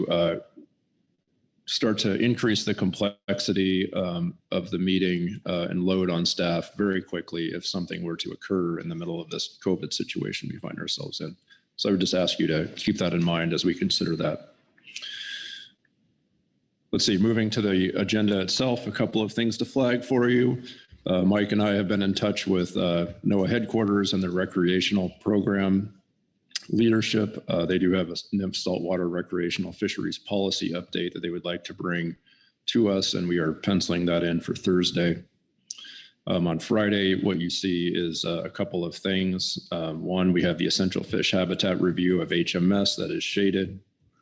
We just spent some time this week talking about the trawl catch share program and intersector allocation review, and in particular, the hearing schedule. And what we are proposing is that we take up that hearing schedule and plan in November rather than the spring, which is what we had been talking about earlier this week. That would make it easier on staff to put that planning together and bring you something in time for pulling that off still in the spring, but planning in November. We do have on Sunday, we've scheduled legislative matters. I received a short email from the CCC's legislative consultant indicating that there may be a House markup of the Magnuson Act coming up next week. So we have tentatively penciled in legislative matters on Sunday. Of course, earlier this week, we also heard about the Chumash Heritage National Marine Sanctuary designation. It would be appropriate to schedule this formally at the meeting so the council can notice it and take it up in November. On Monday, we've struck the coastal pelagic species methodology review. We continue to have groundfish electronic monitoring on the agenda, aiming for a range of alternatives and a PPA on Monday. I would also note we also have sablefish gear switching in the PPA, and there is informational material in your briefing book this week that is there to help with the anticipation of that item. And then Tuesday looks like a typical day last. So a couple of changes in there from what you saw in your briefing book. Moving over then to the preliminary year at a glance summary, a couple of things to flag for you. We've already gone through November.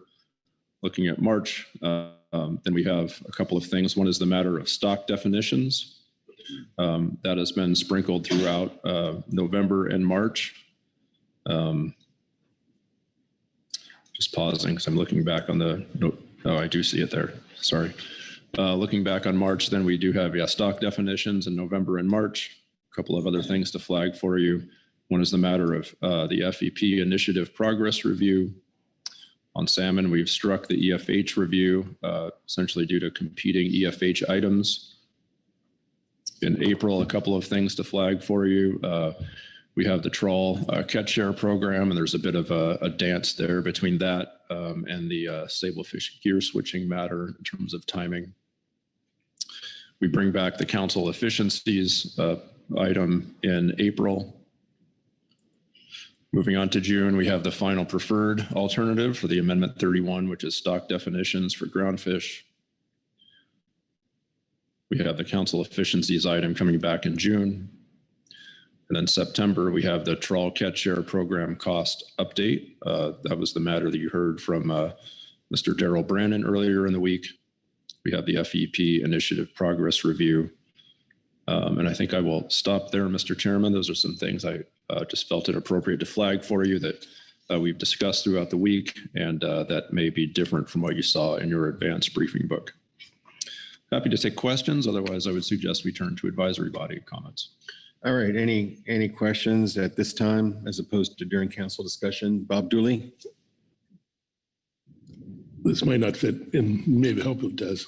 I noticed the legislative committee was not highlighted as an in-person meeting. And I'm curious if that's going to affect our travel invitations so that we might not be here that day. And so just want to flag that. Yeah, thank you, Mr. Dooley. That's noted. Yep. We'll come back to that during discussion. There's an overlap in membership there, so. All right, let's move on. Oh, Phil Anderson. Thanks, Mr. Chair. Under, at the November meeting, at the bottom, under each day, there's a reference to an ad hoc EC. I'm wondering what that is. Is there, we have the EC committee. What is the ad hoc EC? Is that? Mr. Chairman, I would refer to Mr. Berner to answer, to address that question. Yes, thank you. That just refers to the format of their meeting, not the committee itself. So they meet in a full formal session on the first day where they have an agenda and they speak through all the items. And then they meet on an ad hoc basis throughout the rest of the week if issues arise.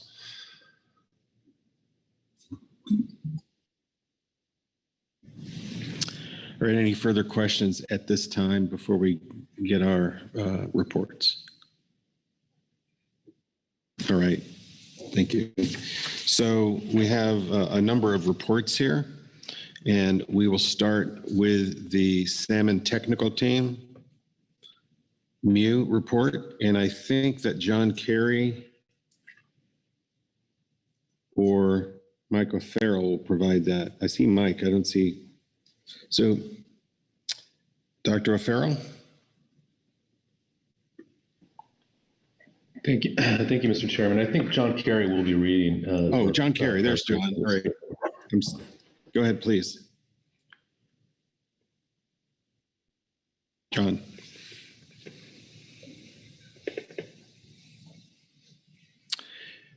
John Carey? I see you online. I see you unmuted, but I don't hear you.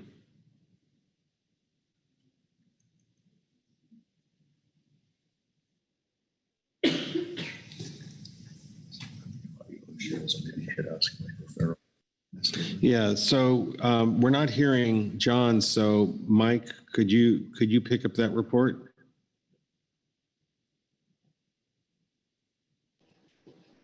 Thanks, Mr. Chairman. I can try to. The report is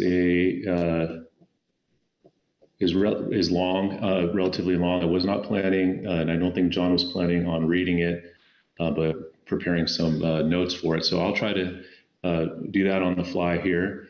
I'll be referring to agenda item C8A, STT MU Report 1, the Salmon Technical Team and Model Evaluation Work Group report on future council meeting agenda and workload planning. And the topic of this report is the scoping potential improvements to forecast ocean fishery exploitation rates on Southern Oregon, Northern California coast coho. And so at the January council meeting, the council asked the STT and MU to develop a report on the work required to investigate the potential for improvements to forecasts of sonk coho exploitation rates, consistent with the recommendation of the sonk coho work group and section 8 of its risk assessment. The council asked the STT and MU to provide their report at the September 2022 council meeting. In the risk assessment, the work group acknowledged that the methods used to estimate ocean harvest impacts in sonk coho based on hatchery releases from the Rogue and Klamath basins and do not directly account for the abundance of wild fish from the ESU. Work group recommended an investigation be conducted to determine if the methods used to estimate ocean fishery exploitation rates for both hatchery and naturally produced sonk coho could be improved upon. And we said that the investigation should initially be focused on analyses that can be conducted using existing data. And so as part of the request of the January 2022 meeting, the council also noted the report should include an evaluation of work required to assess potential bias in preseason exploitation rates. The STTMU met on May 24th of this year and again on July 20th to scope this task and determine that it might be best to characterize it a two-part assignment with initial efforts focused on, number one, evaluating the performance of preseason ocean exploitation rate projections relative to postseason estimates. We found this to be a high priority,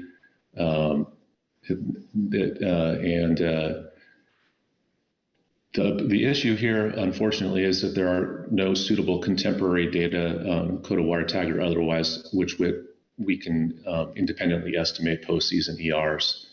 And so performance evaluation would thus be limited to a comparison of FRAM-based pre and post season exploitation rate estimates. So in the second part of this is sensitivity analysis to determine the extent to which various model inputs affect FRAM estimates of exploitation rates. Essentially, what we are looking at here is scaling up or scaling down various inputs into FRAM to assess the impact that each of these has on the resulting exploitation rates, giving empirical levels of input variability.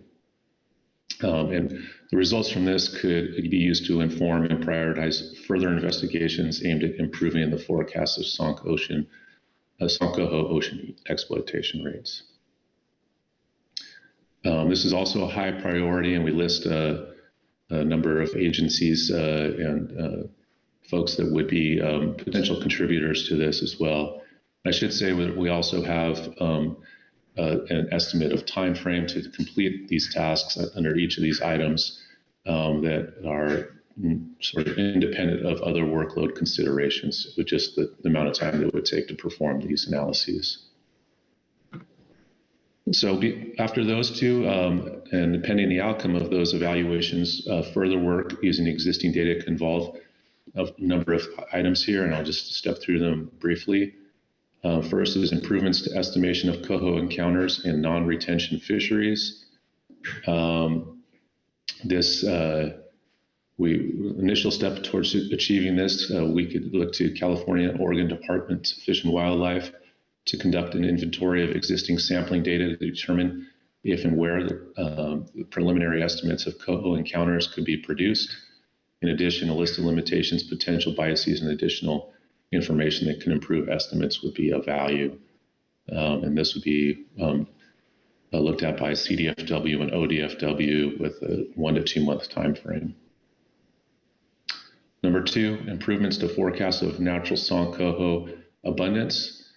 Currently, exploitation rate projections are derived using unclipped Sonkoho hatchery stock in FRAM as a surrogate for the natural component. Since no preseason forecasts are generated for naturally produced Sonkoho.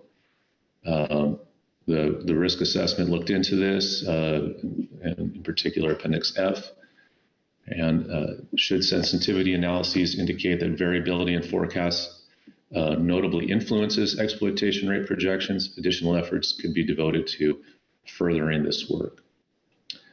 And we also agencies, CDFW, ODFW, and potentially others.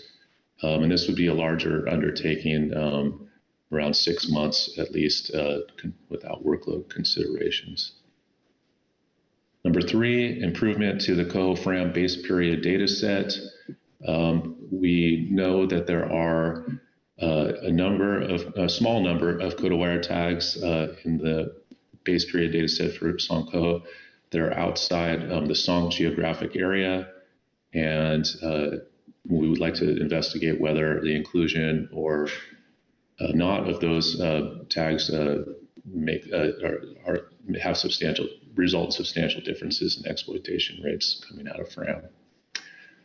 And again, there's the relevant agencies and time frame are listed below. Additional improvements to ocean exploitation rate forecasts may also be possible if new data become available. And listed below, we have a number of examples of information that would be valuable for this. In many cases, the time frame associated with collecting these data would be on the order of a year to multiple years, and the cost associated would be high. And I'll just skip through these relatively quickly. Number one is comprehensive code-to-wire tag recoveries. This would be nice. There are some challenges with this, in particular, that there's really no avenue for recovering code-to-wire tags through phishing, normal phishing actions in California, since the retention of all coho is prohibited. But nonetheless, we listed here for further thought. Number two, improve sampling program data for coho non-retention fisheries. Additional data as part of ocean sampling programs might allow for estimation of coho encounters in non-retention fisheries using sample data. This may be more accurate than what comes out of FRAM, what is projected from FRAM. And we think that there's some value in taking a look at that. Number three, genetic stock identification data. Let's see here. We could use GSI data to validate postseason FRAM-based stock compositions. But we note that there would be quite a bit of work that would need to be done. Projects need to be set up to do this work. And again, the issues with non-retention of coho in California are of concern as well, or at least a detriment to collecting genetic stock identification data. And number four, experimental release mortality study. One of the components of the exploitation rate for Sankoho, since much of it is a catch and release, is the release mortality rate. And so we use standard release mortality rates for our assessments, but perhaps further work to refine and better understand release mortality rates would help us improve exploitation rate projection and estimation for Sankoho.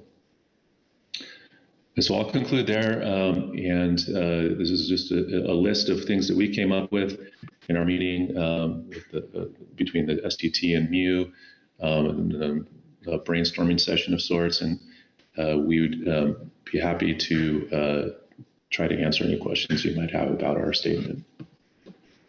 All right, thank you. I noticed that John Kerry has his hand up. John?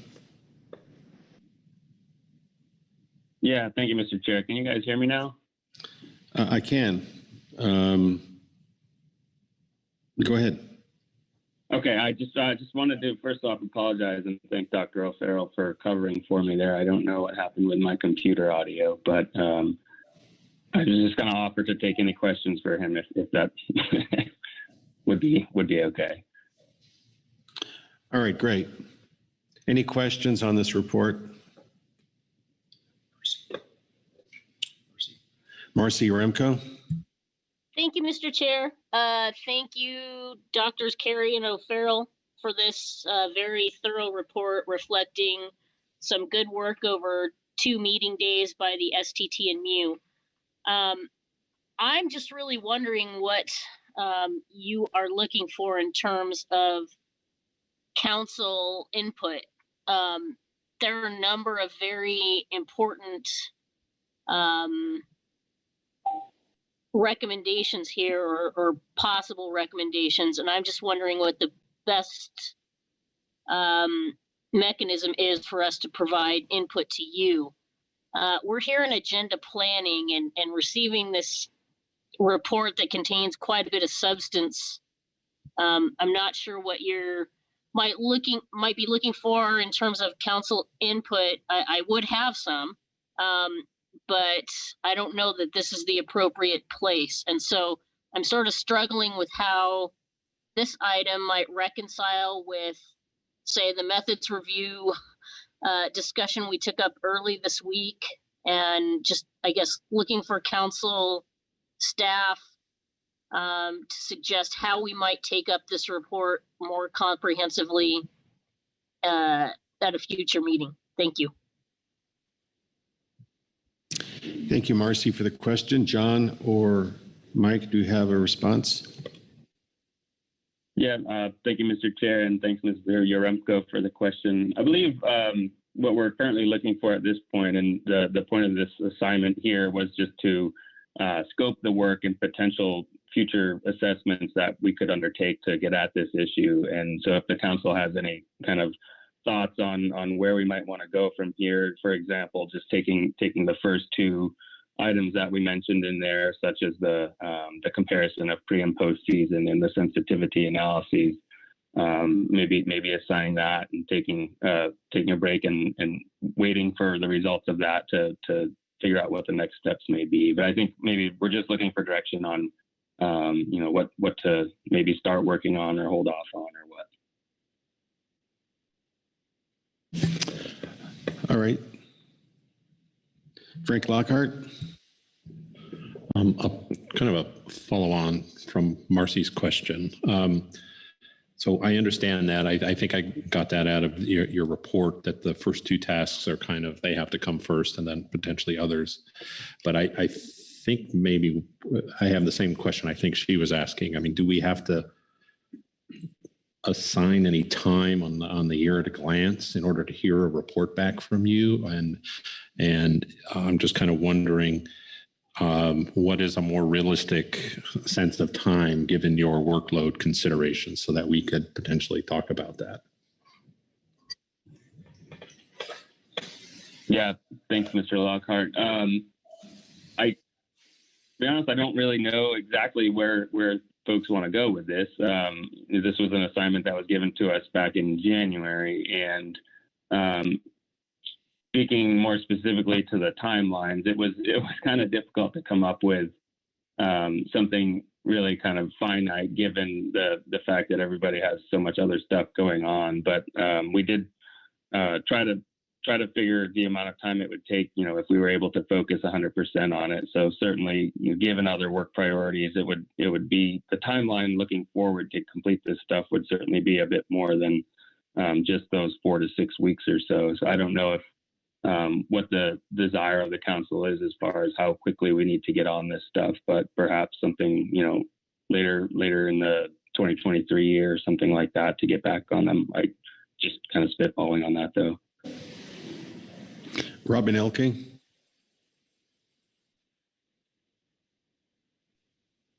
Good morning. Thank you. I was thinking that it might be appropriate for the council to at least express their interest in looking at the first steps, which are those two items, if that is the case. And perhaps because there are other agencies involved that the STT would have to work with, maybe a good approach would be to acknowledge the report, say that you want to start with steps 1 and 2, and those could be items that could be brought up in April under the candidate methodology review topics, knowing that it wouldn't be a methodology review, but we have in recent years, and the COP does allow for topics to fall under that agenda item that we want to work on and maybe get done, if we can, time allowing over the course of that year. So that might be one approach that might help the council flag their interest in it and give the STT and other agencies a little bit of time over the winter to understand that, yes, this might be coming up and work may need to be done. And that might get you through at least the first steps. All right. Thank you, Robin. Marcy, your hand is up. Do you have another question?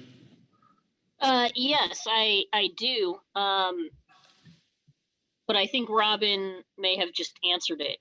But I do have remarks in response to the earlier exchange with Mr. Lockhart, as well as Robin's suggested path forward when it's appropriate. Thank you. All right. Well, we'll have a discussion later. We'll take this up when we go through in more detail of our meeting planning. So are there any other questions of the STT? All right. Thank you very much for the report. We'll now go to the SSC. And that is Dan Holland. Welcome back, Dan. Thank you, Mr. Chair and members of the council. I'll be reading agenda item C8A, Supplemental SSC Report 1, SSC Committee Report on Future Workload, Future Council Meeting Agenda and Workload Planning. The SSC discussed workload planning and has the following updates to our June 2022 statement under this agenda item. The SSC recommends holding its November meeting in person, November 2nd and 3rd, 2022. The SSC Ecosystem Subcommittee meeting with the California Current IEA team to review additions to the Integrated Ecosystem Assessment Report will be held as a webinar on September 16th, 2022. The SSC Salmon Subcommittee, the Salmon Technical Team, the Salmon Advisory Subpanel, the Ecosystem Work Group, and the Ecosystem Advisory Subpanel were invited to participate.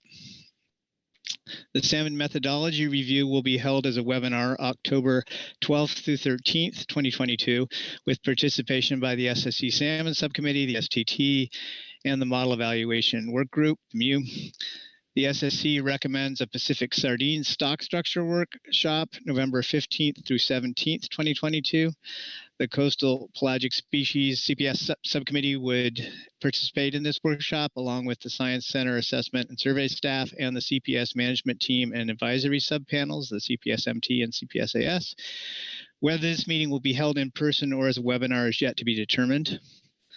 A council-sponsored methodology review with the goal of improving estimates of the abundance of northern subpopulation of Pacific sardine is proposed for a winter 2023 with participation from the CPS subcommittee, along with Science Center Assessment and Survey staff and the CPS-MT and CPS-AS.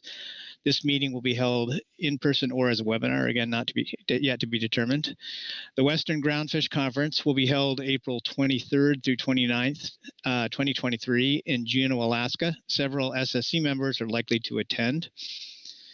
And the SSC Groundfish Subcommittee is planning several meetings and workshops over the next several months. The SSC Groundfish Subcommittee will review the Oregon Department of Fish and Wildlife's proposed acoustic and visual survey methodology for semi-pelagic rockfish in a webinar to be held September 27th through 30th, 2022, with participation of of independent expert scientists with expertise in acoustic abundance estimation methods.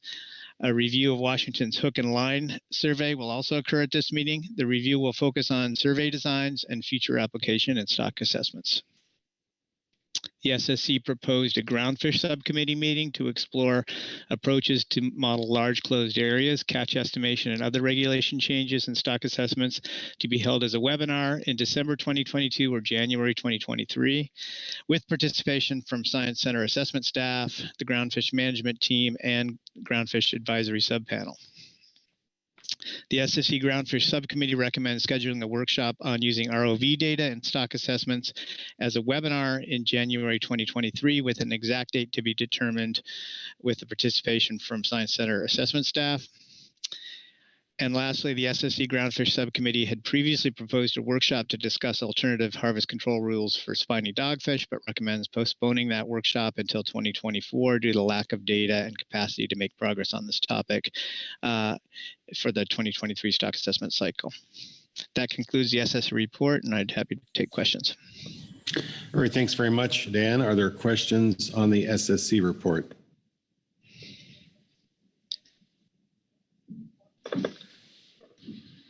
I'm not seeing any hands. So thank you very much, Dan. Thank you. We'll next go to the GMT report. And I'm told that that will be Katie Pearson, who I see online. Welcome, Katie. Yes, good morning, Chair Grelnick. Good morning, council members. My name is Katie Pearson for the record, and I will be reading agenda item C8A, Supplemental GMT Report 1, September 2022. The Groundfish Management Team report on future council meeting agenda and workload planning. The Groundfish Management Team reviewed the draft year at a glance and the draft November council meeting agenda contained in the advanced briefing book and discussed progress on ongoing groundfish items. Below are some thoughts for consideration. November agenda. The GMT requests that the council schedule the GMT a day ahead of the council being in session, beginning on Wednesday, November 2nd. Currently, the GMT is scheduled to start on November 3rd, the same day the council begins meeting. The team finds it valuable to have a full day ahead of the council convening to front load work for the week and to be able to engage with council staff and council members before the full session demands their attention. Once in session, it can be difficult for a team to have robust full team discussions due to competing demands on team members. Example, attending or presenting for specific agenda items. Year at a glance. Table 1 below provides the GMT's recommendations for changes to groundfish items on the council's draft YAG. To address council efficiencies, i.e. agenda item C3 at this meeting, and optimize meeting time, the council could consider combining the update/further scoping of the trawl catcher program review and cost project in March or April due to interest to use at least some of the hearings for cost project input as well. But the scope would likely need to be explicitly limited to an update and planning of hearings. Currently on the YAG, 3 of the next 5 meetings contain 9 or more groundfish items. We recognize that not all agenda items require the same level of team involvement, but even the light items need team time to track, read briefing materials, and potentially prepare statements. We are very concerned that the cumulative workload limits the team's ability to provide the council with high-quality work products.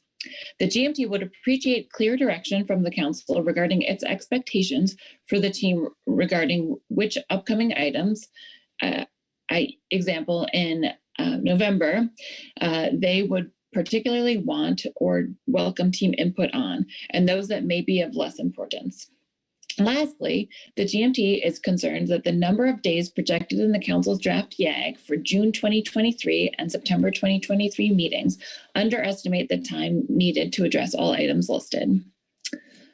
Additional meetings. Based on council discussions at this meeting, the GMT anticipates needing a 1 to 2 day work session between the conclusion of this meeting and the November council meeting to begin work on the stock definitions item. The GMT also anticipates needing an overwinter, likely sometime in January, work session to continue some work on stock definitions as well as other outstanding projects. At this time, the GMT would prefer the option for this meeting to be in person at the council office, with the recognition that planning early is critical and that preferences may change. Members of the GMT will also be participating in a number of ancillary meetings outside of the council meetings and work sessions over the next several months, both as members of the GMT and as part of their other duties. A non-comprehensive list is below. PACFIN meeting, October 4th, 2022. RecFin Technical Committee, December 6th through 7th, 2022. International Pacific Halibut Commission Interim, November 30th to December 1st, and annual, January 23rd to 27th, 2023 meetings. Scientific and Statistical Committee proposed workshops, as noted in agenda item C8A, Supplemental SSC Report 1. That GMT members will likely be involved in. A review of the Oregon Department of Fish and Wildlife's proposed acoustic visual survey methodology for semi-pelagic rockfish, and a review of Washington's hook and line surveys in a webinar to be held September 27th through 30th. A meeting to explore approaches to model large closed areas, catch estimation, and other regulation changes in stock assessments to be held as a webinar in December 2022 or January 2023. A workshop on using remotely operated vehicle data in stock assessments as a webinar in January 2023 with an exact date to be determined with participation from Science Center assessment staff. Table 1 has the GMT recommendations for the YAG relative to groundfish items, what we have been referring to as the GMT YAG. As you can see in November 2022, well, actually, for the whole thing, everything remains the same, except for in November 2022, we recommend striking out the workload and new management measures update, as there is not enough time to properly take on new items, and that workload time frame could be used in other agenda items. We also suggest unshading electronic monitoring, ROA and PPA, assessment methodology review and approval, and Sablefish gear switching PPA, and adding in the stock definitions ROA PPA in November. Then in March 2023, we suggest unshading electronic monitoring FPA, as well as the trawl kit share program and intersector allocation review update, as well as adding the stock definitions PPA. Then in April 2023, we suggest or we recommend unshading the trawl kit share program costs update, as well as the Sablefish gear switching FPA. And in June 2023, we recommend unshading strategic plan review scoping and the trawl kit share program and intersector allocation review draft, as well as adding in stock definitions FPA. And with that, I will conclude our report and take any questions. Thank you very much, Katie. Other questions of Katie? Karin Braby. Thank you, Mr. Chair. Katie, can you share a little bit more on the rationale for the November plan for deleting the workload and new management measure update? Yeah, absolutely. Thank you. Through the chair, thank you, Ms. Braby, Dr. Braby. The GMT believes that we don't have any time to take up anything new at this point. And we could use that time for the substantive items that are already on this list. Thank you for that, Katie. And one more question, which is about the new plan for the November agenda item, noting that on Saturday, November 5th, even with the deletion of H2, the workload and new management measure update that you're recommending, there's still a very heavy day for groundfish on that day, and wanted to hear if you think the team is comfortable with that or would have some suggestions on breaking that up. Through the chair, thank you, Dr. Braby. We did not explicitly discuss breaking that up, but we have discussed that in the past. But at this time, I don't have any specific recommendations on how to do so, other than it is always nice to break up groundfish items so that we have time to meet as a team and discuss more. Further questions on the GMT report? All right, I'm not seeing any other hands. Thank you very much. We now have a report from the SAS, and I think that will be Megan Waters. Welcome, Megan. Mr. Chair, this is Robin Elke. I'll be giving the report. Go ahead. Good morning, everyone. So this is an SAS report pertaining to the report that the STT provided on the scoping exercise for Sant Coho.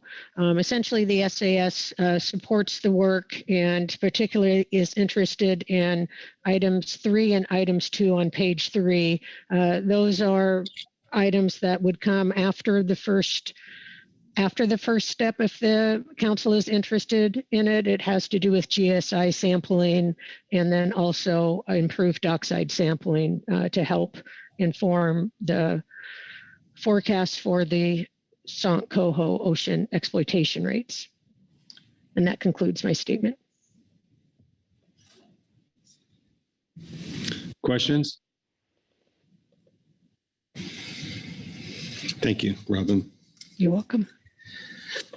We'll go to the CPS-MT report. Jesse Dorpinghouse.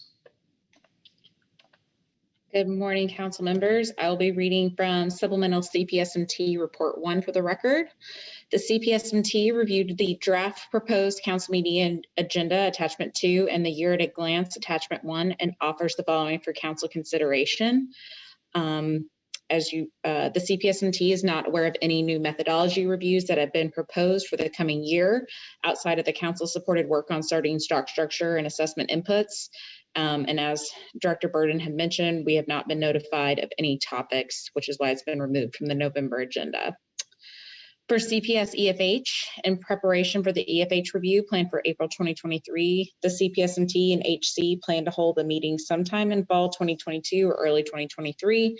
In addition, the CPSMT plans to meet in winter 2023 to discuss EFH and other topics before the April 2023 council meeting. Finally, the CPSMT will be holding its fall meeting from September 27th through the 29th at the Scripps Institute of Oceanography to discuss matters related to the November 2022 agenda, including FMP housekeeping and stock assessment prioritization, as well as EFH, which may be taken up at its April 2023 meeting. I'd be happy to take any questions. Thank you, Jesse. Questions on the management team report? Thank you, Jesse. We now have the Ecosystem Work Group report, Yvonne de Renier. Yvonne. Good morning, Mr. Chair, members of the council. This is Yvonne de Renier, and I will be reading from the Ecosystem Work Group report for agenda item C8A. For this agenda item, the Ecosystem Work Group reviewed the proposed ecosystem management agenda items on the preliminary year-at-a-glance summary. We also discussed potential council follow-up tasks raised under the Climate and Communities Initiative, some of which do not neatly fall within ecosystem agenda items and will likely not be addressed unless the council requests or assigns the work associated with those tasks and considers the results of those tasks under future agendas. The EWG last reported on these follow-up tasks in April 2022. Based on our discussions in August, we recommend that the council add an ecosystem agenda item to both March and September 2023 that reads review ecosystem initiative progress and review the list of climate and communities initiative follow-up tasks below and decide whether to add any of those tasks to in section 1, which is tasks that the council could add to a future agenda without additional background to its future agendas. And so I'll just briefly mention how these lists are structured. The first section 1 of the list are items that the council could add to a future agenda without needing additional background from the ecosystem work group. And if you don't mind my extemporizing, I will say that some of these might actually be useful under the council's efficiencies investigation. The items that are shaded in gray are items that would be completed if you take up the Ecosystem and Climate Information Initiative, which is the one that you did adopt under agenda item H1. So you'll see that section 1 is stuff that you could add to future agendas without needing more information or work from us. Section 2 are tasks from the Climate Communities Initiative that would require additional background work from the Ecosystem Work Group or others. And you'll see that 2 of those are shaded, so will be taken care of under your new initiative. And then section 3, which begins at the bottom of page 2, are Climate and Communities Initiative tasks that have already been completed or assigned. And with that, I will conclude my report and see if there are any questions. Thank you very much, Yvonne. Are there questions on the work group report? Gray Ridings. Thanks, Mr. Chair. Thanks, Yvonne. Not so much a question, just appreciate the EWG continuing to highlight these items. I think some of these cross-fishery issues get a tendency to drop off our radar a little bit. So appreciate the EWG doing this. Thanks. Anything else for the work group? Thank you very much, Yvonne. Thank you. We'll go next to the Ecosystem Advisory Subpanel. Gway, are you with us? I am here. Thank you, Mr. Chair and council members. For the record, my name is Gway Kirchner, and I will be reading agenda item C8A, Supplemental EAS Report 1. The Ecosystem Advisory Subpanel discussed the preliminary year-at-a-glance summary and the Ecosystem Work Group statement on this item. We support the recommendations in the EWG report and have no additions. The EAS also discuss the format alternatives for our March and September 2023 meetings. In general, we prefer at least one meeting in person per year, if not both. We would like to meet in person in March 2023 and virtually in September 2023, and evaluate our effectiveness under each model before determining a more permanent arrangement. All right, thank you for that report, Gway. Are there questions on the advisory subpanel report?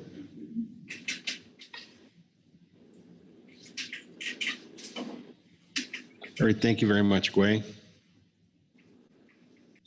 We'll now have the enforcement consultants report. Lieutenant Lingo.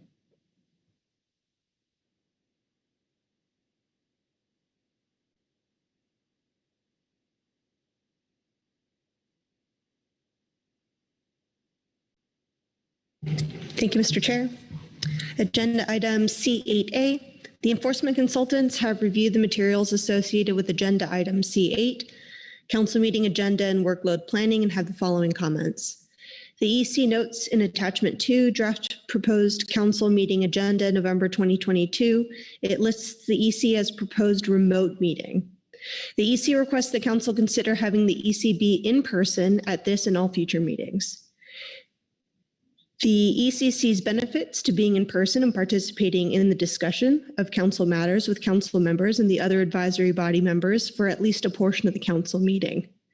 If the council decides to change the EC to in person for the November meeting, the EC requests to have their initial meeting on November 2nd at 2 p.m. rather than at 9 a.m.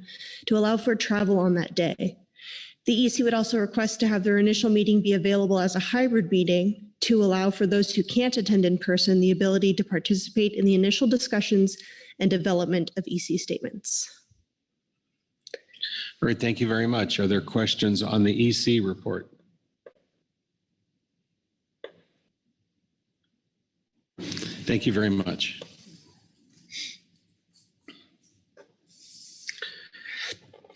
We'll next go to the Highly Migratory Species Management Team report. And I have Amber Rhodes on my list here. Oh, I'm so accustomed to people looking remotely. I look at the Ring Central list. Welcome, Amber. Thank you, Chair Gorelnik, council members. I'm Amber Rhodes. I'll be reading from the Highly Migratory Species Management Team report on future council meeting agenda and workload planning. The team discussed several topics related to the future agenda and workload planning. Essential fish habitat was the first. The team recommends striking the EFH update tentatively scheduled for November 2022 in favor of scheduling an EFH range of alternatives / preliminary preferred alternative for the September 2023 meeting and a final preferred alternative for the November 2023 meeting. Members of the team have been meeting with EFH experts from the National Marine Fisheries Service, Southwest Fisheries Science Center, and the region to plan HMS EFH workload while taking into account EFH workload underway for the Coastal Pelagic Species Fishery Management Plan. The full team will confer with EFH experts at their October meeting to make progress on phase 2 of the Essential Fish Habitat Review. Next topic, drift gillnet hardcaps. Dr. Stephen Stowe's updated the rest of the team on the progress of developing the analysis for the ROAs for drift gillnet hardcaps needed for the National Environmental Policy Act documentation and intends to present a draft of the revised analysis at the team's October meeting. That's the 12th through the 14th. And this is to be held in La Jolla, California. Following the team's review at that meeting, the analysis will be submitted to the SSC for review by October 18th. It was our understanding that was their deadline. The team also discussed additional workload needed to complete analyses and documentation to support final action in November. Issues with implementation of the 2015 hardcaps action were largely due to economic considerations revealed under the Regulatory Flexibility Act analyses. However, the team may not have sufficient time before the November meeting to address these additional considerations. Analysis for deep set buoy gear EFPs. Next topic. After council discussion of the deep set buoy gear EFPs submitted in June and September, including for night set and extended link buoy gear, the team requests that the EFP analysis update be scheduled for the March meeting in order for the council to set guidelines for EFP applications submitted for the June 2023 meeting and allow for spacing of workload. And finally, analysis of OPA. The team requests an update on the analysis to inform the discussion of inclusion of OPA into the HMS FMP be scheduled no sooner than March 2023. And that's it for the team report, so I will take any questions. All right, thank you very much, Amber. Are there questions? Sikar and Braby? Thank you, Mr. Chair. My question relates to the DGN hard caps economic considerations piece and not having sufficient time for November. And I wonder if the team had a discussion about the time that would be needed to have that portion in front of the council. Thanks, Chair. Councilmember Braby. We did have a discussion. We are very focused really on just what it will take to get the NEPA analysis done, and unclear as to whether that analysis will give us the finer scale information that's required to be looked at under the Reg Flex Act. And it's going to be a dash to get there for NEPA. And so we're not sure we'll have sufficient time to prepare additional analyses to dig a little bit deeper to get at some of those considerations. I can elaborate if you'd like. Karin? Yeah, I'm more interested, thank you, through the chair, to Amber, thank you for that response. I was more interested, if the team were to bring that information back, would it be March, June, September of next year? Yes, certainly. I'm just looking for a timeline. My apologies for speaking out of turn. Chair, Councilmember Braby. Yes, I believe that we could bring that back by March if we weren't able to get to it by November. It's a little difficult to tell whether it will truly be needed. There's quite the range of alternatives there, and given some of the options provided, it may not require additional analysis, but we're really uncertain about where the council may be leaning.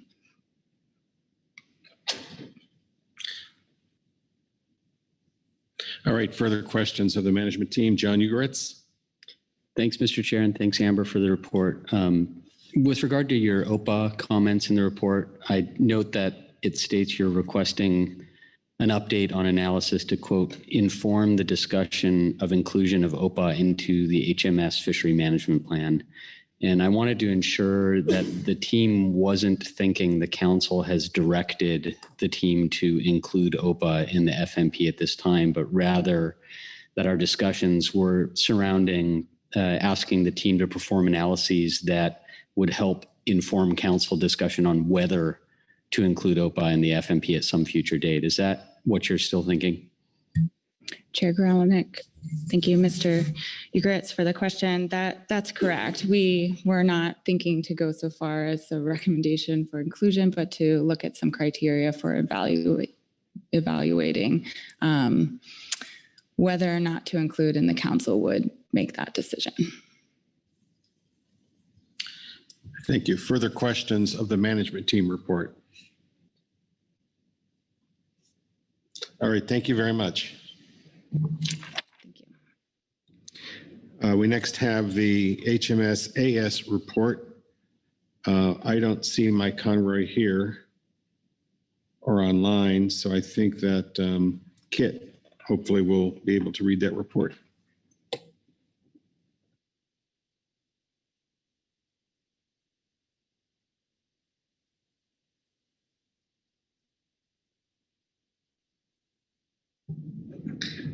Thank you, Mr. Chair. I'll read the HMSAS report for your benefit. The HMSAS enjoyed the benefit of holding a virtual meeting in advance of this meeting. Given the number of HMS items on the draft proposed council meeting agenda for November, we request the council's support an online AS meeting to be held on or about October 26. The HMSAS recommends the proposed item on drift gillnet hard caps be listed as a range of alternatives / preliminary preferred alternative. During the June meeting, the council provided guidance on the completion of the analysis of the range of alternatives. As we understand it, the analysis will be updated to provide more recent fishery-specific information. We are also concerned there will be insufficient time to review the updated analyses and provide informed comments. The HMS-MT is planning a workshop to discuss hard caps October 12 to 14. The purpose of the meeting is to, and this is, I think, quoting from the meeting announcement, discuss and prepare analyses supporting council action on hard caps for the California large metch DGN fishery. This necessarily implies that there will be materials submitted after the advanced briefing book deadline. We are concerned that this will not provide sufficient time for us and the interested public to make informed comments to assist in your decision making. Thank you very much, Kit. And I don't know if it's really fair to ask you any questions, but I'm not seeing any hands anyway, so thanks very much. And last but not least is the Habitat Committee report. And Corey Green has that. Welcome, Corey. Thank you, Mr. Chair and members of the council. I'm reading agenda item C.8.A, Supplemental Habitat Report 1 on future council meeting agenda and workload planning. The Habitat Committee normally meets at the beginning of each council meeting to discuss habitat issues, but did not meet in person in September despite a large workload. Following the Pacific Fishery Management Council's vigorous discussion of council efficiencies, the HC chair, myself, asked each member to opine whether all virtual meetings in person with an option for remote participation or a combination would work best for the November meeting and future meetings in general. The strong consensus is that the HC prefers to meet in person with an option for remote participation for those HC members who have health or family-related reasons. However, the HC recognized the benefits of virtual meetings, for example, reduced time spent on travel and lower carbon footprint and disease transmission risk, when the agenda is light. Recognizing the HC's general preference to meet in person, the HC suggests that council staff and the HC chair take a closer look at potential November HC agenda items to ensure it would warrant meeting in person in November. Thank you. All right, thanks very much, Corey. Are there any questions of the Habitat Committee report? All right, thank you very much. That completes our reports and takes us to public comment. There are 3 folks signed up for public comment. And we'll start with Teresa Labriola, followed by Michelle Conrad and Jeff Shester. Good morning, Chair Grelnick. Good morning. Thanks for the opportunity to make a couple quick comments about the year at a glance and the council operating or council schedule. I'm pleased to see that the council efficiencies review, I guess, has been added to the year at a glance in April or June, and hopefully this is something that can be unshaded. There were a number of comments from advisory body and management team and the public about increasing remote access to ancillary meetings. And I'd ask you to encourage the staff to extend this feature when possible in the short term, while you're still working sort of on the long term. For example, you heard there's a HMS management team in October at the Southwest Fishery and Science Center. They'll discuss and prepare analyses supporting council action on hard caps for the DGN fishery. I know the Southwest Fishery Science Center has very good technology that has allowed remote participation in meetings that they've hosted, and I'm hoping this technology can be used to afford other council stakeholders an opportunity to participate remotely in that meeting, and that's just one example. Regarding HMS issues, On the hard cap agenda, it is very important that the council have the full analysis, including the Regulatory Flexibility Act and the management team's review of that before taking final action. And I'm hopeful, maybe as the management team sounded hopeful, that that information will be there in November to take final action. But if it's not possible, I'd like you to just hold space potentially on the March agenda as you try to think of what you might load in March that might need to come back in March for final action. Yesterday, you postponed final action on a handful of exempted fishing permits in HMS in favor of developing some input criteria for applicants. And in order to move quickly and efficiency with analyzing and approving or disapproving EFPs, I support the team's request to put that on the calendar in March. And also maybe, I know some team members have said it's harder to come back with information quicker than that just due to the way the data is kept. And I don't know if there's anything the council can do to encourage or have deep set buoy gear and exempted fishing permit data more readily available so you can ask questions like how many sets has this person had and how many have been observed and get that information quicker.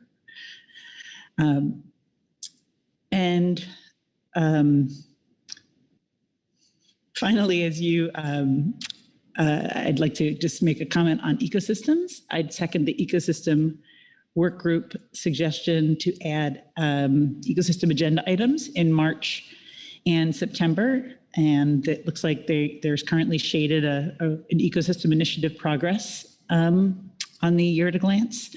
And also want to thank the EWG for providing a list of CCI follow-up tasks in their memo. I think it's important to keep these tasks in front of the council and ABs and to schedule further discussion as time allows. And I'll also give a second to the EAS suggestion that they host their March meeting in person, as March is a big ecosystem meeting. So thank you. I'm happy to take any comments, questions. Thank you, Teresa. Are there questions of Teresa? Thank you very much. Michelle Conrad, followed by Jeff Chester. Great, thank you. Can you hear me? Good morning. Good morning, Chair Gorelnik and council members. I'm Michelle Conrad, and I'd like to provide a few comments on items related to your future meeting agenda on behalf of Ocean Conservancy. We support the recommendation of the Ecosystem Work Group to add the agenda item, Review Ecosystem Initiative Progress, to both March and September 2023. This is consistent with your action earlier this week to adopt Initiative 2.1 and the EWG's near-term proposed process and timeline, and would help ensure the execution of the initiative stays on track. We also stress the need to keep working on the outstanding CCI non-initiative actions that the EWG described in their report, and urge the council to continue working on climate as a priority. Finally, we support the EAS recommendation to meet in person in March. The EAS has a few new members, and as the council noted, there are many benefits to having in-person meetings, including building relationships amongst team members, having the opportunity to engage with council members, the IEA team, other advisors, and stakeholders, and helping achieve equity among meeting participants. Thank you, and I'd be happy to take any questions. Thank you very much, Michelle. Are there questions of Michelle? Thank you very much, Michelle. And finally, with our last public comment of the September meeting, Jeff Chester. Welcome, Jeff. Thank you very much, Mr. Chair. Happy to have that honor today, and hopefully be pretty quick. My name is Jeff Chester, representing the conservation group Oceana. Just wanted to mention a few things that we came up early at this meeting. With respect to our comment in the open comment period, we're reiterating our request to include the anchovy framework as part of the scope of the CPS FMP housekeeping amendment. We note that the workload is basically already done on this item. The language is already in the COP that's been adopted. The analysis has been completed. And we view this as a fairly light lift that could be added as part of that housekeeping amendment. Second, we continue to hope to see in the groundfish fishery management plan workload priorities. There is a discussion of short belly rockfish, and we reiterate our request to put that in the year at a glance as an item to prohibit a directed fishery for short belly rockfish as a standalone groundfish FMP amendment. We also wanted to thank the council for, I think it's great work. We're very enthusiastic to see on the non-trawl RCA item the PPA that was adopted, and we hope to do some future work between now and March, and hope to see that item remain on the March agenda as a priority. And just wanted to thank everyone for all their work on the Cowcod Conservation Area proposal. That is, I think, a great example of stakeholders working together to find consensus. And then lastly, with respect to HMS, we continue to want to see the drift gillnet hard caps be adopted as a final preferred alternative at the November meeting. This has been discussed for quite a long time now. The hard caps issue has gone on for many years, as you all are aware. And we had pretty solid commitments, we believe, from NIMS to complete the analysis by November. And so we asked the council to really ask NIMS to make this a top priority to get this analysis done. We did acknowledge Ms. Rhodes' testimony or comments from the management team describing the need for a Regulatory Flexibility Act analysis as part, that would happen before final action. We note that this is largely a NIMS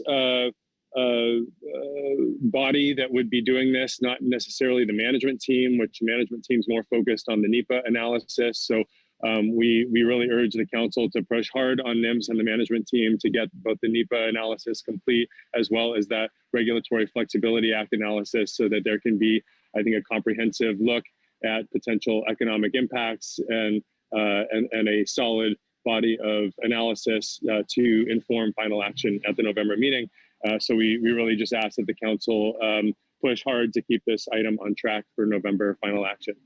Thanks again for all your work at this meeting, and hopefully we all look forward to seeing you all in person at the next one.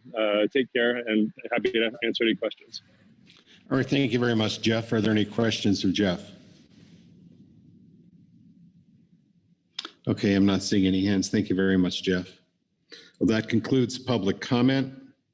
We have had our reports, and so now it's time for council discussion and action. And typically for this, I will turn to Executive Director Merrick Burden. Yes, thank you, Mr. Chairman. You've heard a lot of good feedback and input from advisory bodies and the public. I've made note of a few things, and I'll express those just in the interest of helping with your discussion. Let's see, if we turn first to the November 2022 agenda, there were a couple of things I've flagged. Undoubtedly, there was more discussed, but a couple of things I've made note of. One was Mr. Dooley's comment that the legislative committee meeting be in person on that Wednesday, November 2nd. I'm inclined to say yes to that. That just makes sense given the overlap of committees, membership, and things of that nature.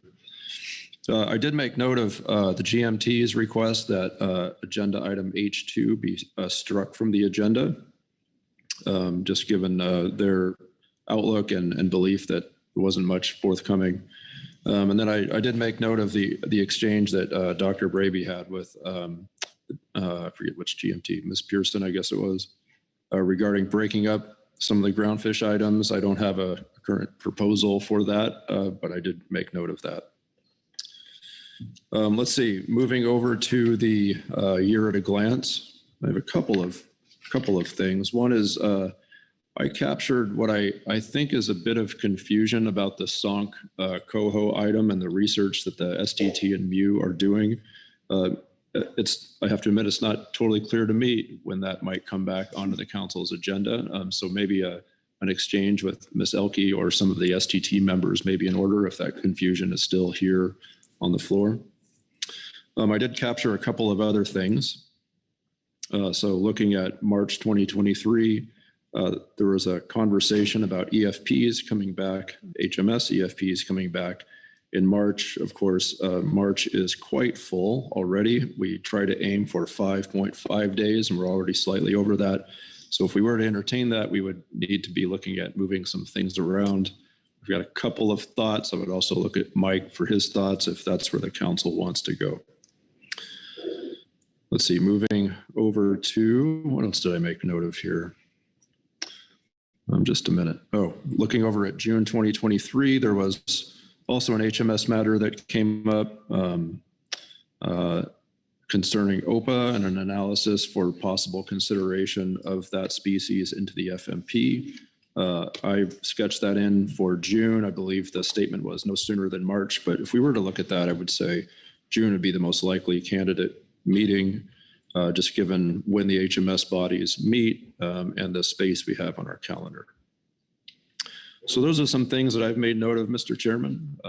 Happy to take any questions. Butch Smith. I think maybe one thing you miss is the request for the EC to come to the November meeting. I support that. I think they're a vital part of our council, and if they want to come to the meeting, I think that they should be able to, because they feel they have a work to do. And if others don't, let the record reflect that I do support the EC coming to the meeting. So that's on you guys. And mind you, they do carry guns and handcuffs and tasers, and some have access to 50 calibers. So anyway, no, all kidding aside, I do feel that they're a vital part of this council, and support them coming to the November meeting. Thank you, Mr. Chair.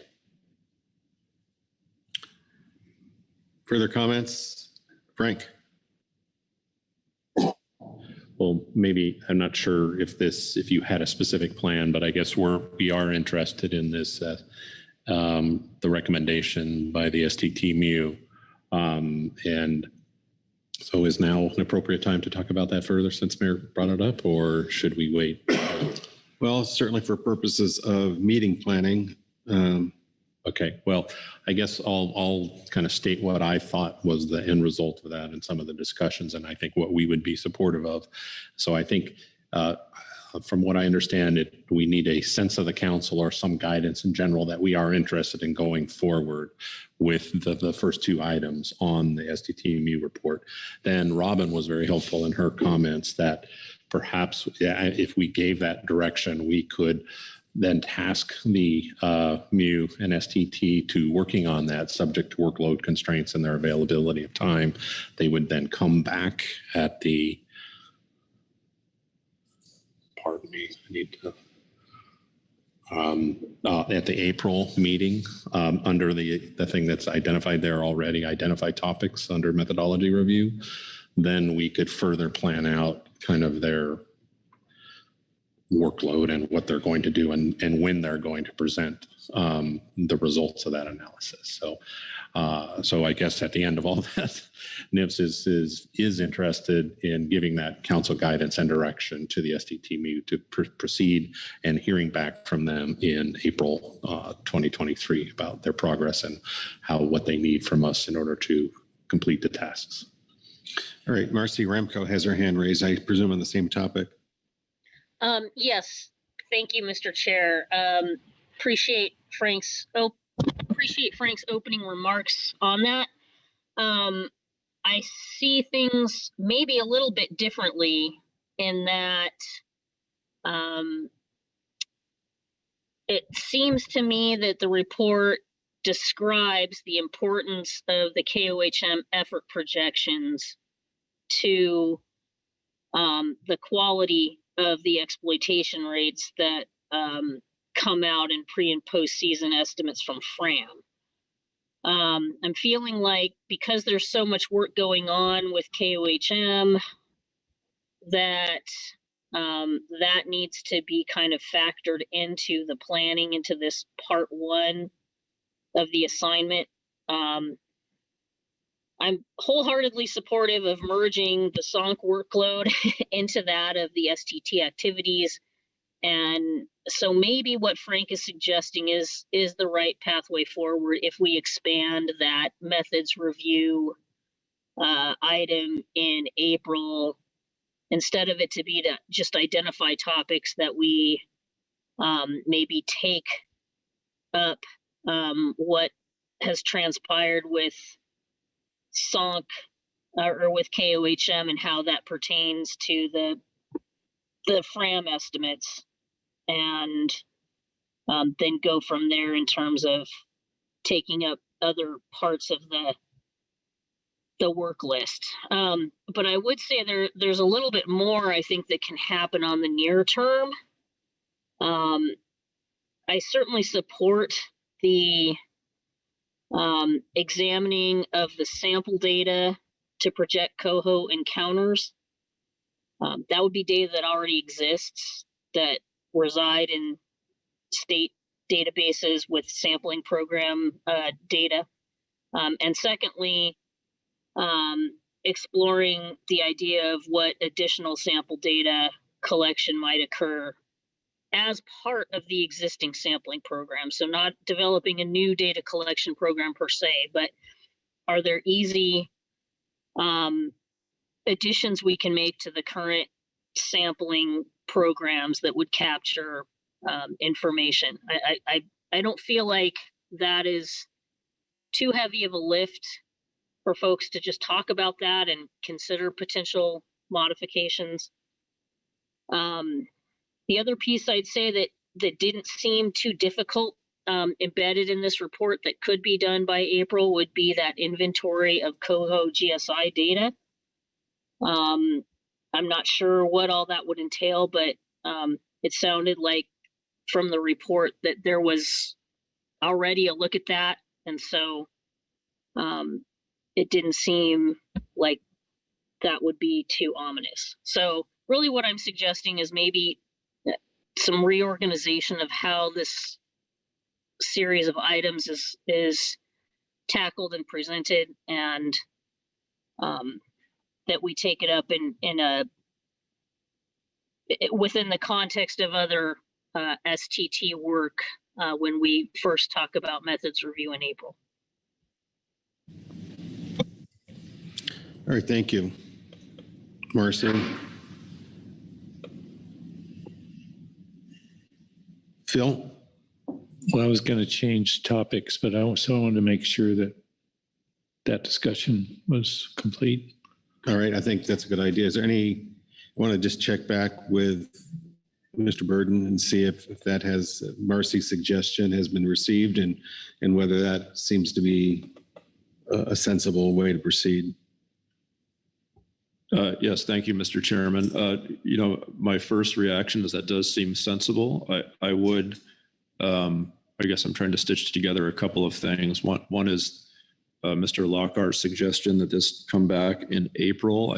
I think scheduling wise, that also meshes with what Ms. Uremko was suggesting. But if there are questions about that, I would look to Ms. Elke or one of the members of our STT to respond to some of her suggestions. Well, conveniently, Robin Elke has her hand up. So go ahead, Robin. Thank you, Mr. Chair. I appreciate the opportunity to speak on this. I would be hesitant to put any more work on the STT prior to April. I feel like because they have other things going on with the KOHM, which has been a pretty heavy workload within itself, and they are going to start the preseason process come January, and we all know what March and April looks like. So I'm not sure they'll be able to do anything more before April. And so I think initially what I was trying to express was to wait until April when we have the methodology review, and then have these potentially first two items, the first steps, be considered as a topic for review through, starting after April.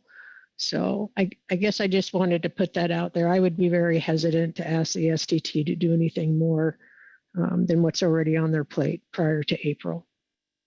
That's it. Thanks, if that helps. Great, thank you, Robin.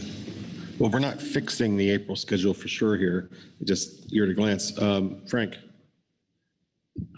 Thank you, Mr. Chair. I have a question for Robin. So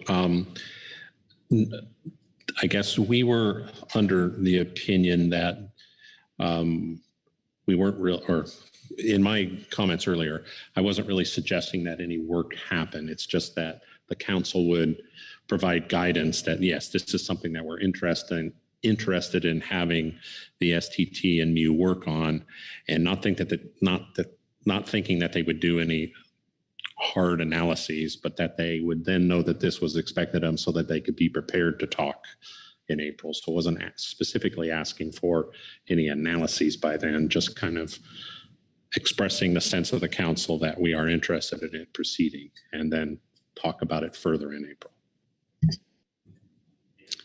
All right.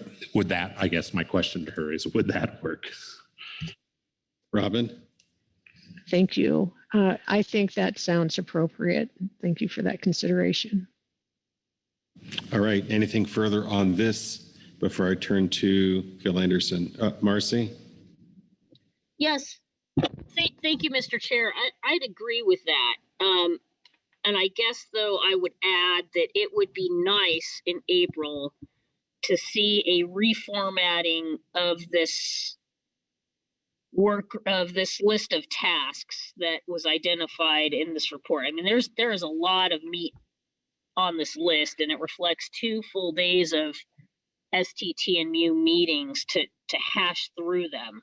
I just don't want to see this lost.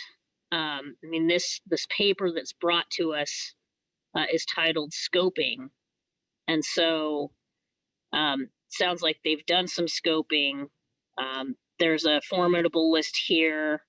I think this list is going to be even better informed following the work done this fall and winter on the KOHM. And so my thought in April was, let's get a revised look at this scoping, this list of tasks that they've identified in this scoping document as part of the discussion on methods review. So I agree with both Frank and Robin that we're not looking for new or unique work to be done by the STT before April, but I think a refreshed look at this list in conjunction with the other tasks on the methods review list would help to pull the workload together under one umbrella, and then we can go from there. Thank you. All right, thank you. I think that wraps up the salmon item. And Phil Anderson? Yeah, thanks, Mr. Chairman. Just wanted to make a couple of comments here on the items having to deal with meeting in person versus virtually. I'm not sure what the criteria was that staff used in making the determinations or suggestions that they have in terms of who meets in person or what entities meet in person and which ones don't. There was a fair amount of unanimity, I think, coming from the various advisory groups that meeting in person was important and preferred in most cases, although I think there was a willingness to look at meeting virtually when perhaps their agendas were light. I guess so I don't, if the lens that staff looked through in making their suggestions was was primarily around workload and not a budget, also a budget consideration. I guess that would be good to know, because if it's a workload, if it's an assessment of workload, then I would probably defer to the individual groups as to whether or not they think meeting in person is needed. If there's some budget implications that need to be considered, then that brings in an additional lens that I'm not sure or that people are looking through. So, in keeping with that, I support those entities that are recommending that they meet in person. And I'm just primarily speaking to the November meeting. I also noted the GMT's request to meet a day prior to what is currently being contemplated. I think the date is the 2nd of November. Would support that recommendation. I think that's all I've got right now. Thanks.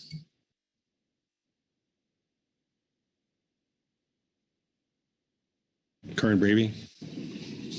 If we can move on from that specific, this is kind of related, but this is to the GMT's request for an additional day. I just wanted to acknowledge that I think their request to meet a day early and to split up it wasn't their request, but my evaluation of this November 5th lineup, moving a couple of the agenda items to November 4th, granting their request to meet a day early, which would add a day of their travel, not shift the time that their council would be supported by me, especially in light of the heavy lift for them on this November agenda. Thank you, Karen. Corey Riding. Thank you, Mr. Chair. I think what Phil said may have gotten to this, but just wanted to be specific and note that the SSC requested to meet in person in November, and I support that request. Thank you. And also, I think the Habitat Committee requested effectively a hybrid session, mostly in person with some remote participation. Mr. Burden. Yes, thank you, Mr. Chairman. Thank you for this feedback. In regards to the GMT and the GAP meeting earlier, we can certainly look into that. If we were to do that, what I would also be considering is, rather than adding another day, is shifting them earlier. And with the understanding that if we were to envision, the GMT reports and GAP reports, the matters in front of the council on Monday and Tuesday, those team reports should be pretty well done by Sunday. So I can't, maybe that's not the right way to go, but rather than just adding days, I think we'd want to shift with the anticipation that the team's work also shifts earlier in the week.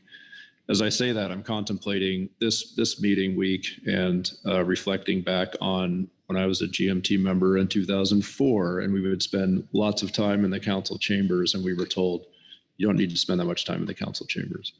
And so I'm channeling that experience and thinking that the GMT's time could be lessened in here and in the meeting room, and then thereby producing their reports earlier. And so I'm not sure if that's totally correct, but that's the thinking that I have, is rather than just adding a day, is to shift up with the understanding that they would be in their chambers more often and working in that manner. I hope that makes some sense. Corinne Bravey. Yes, thanks. That does make sense.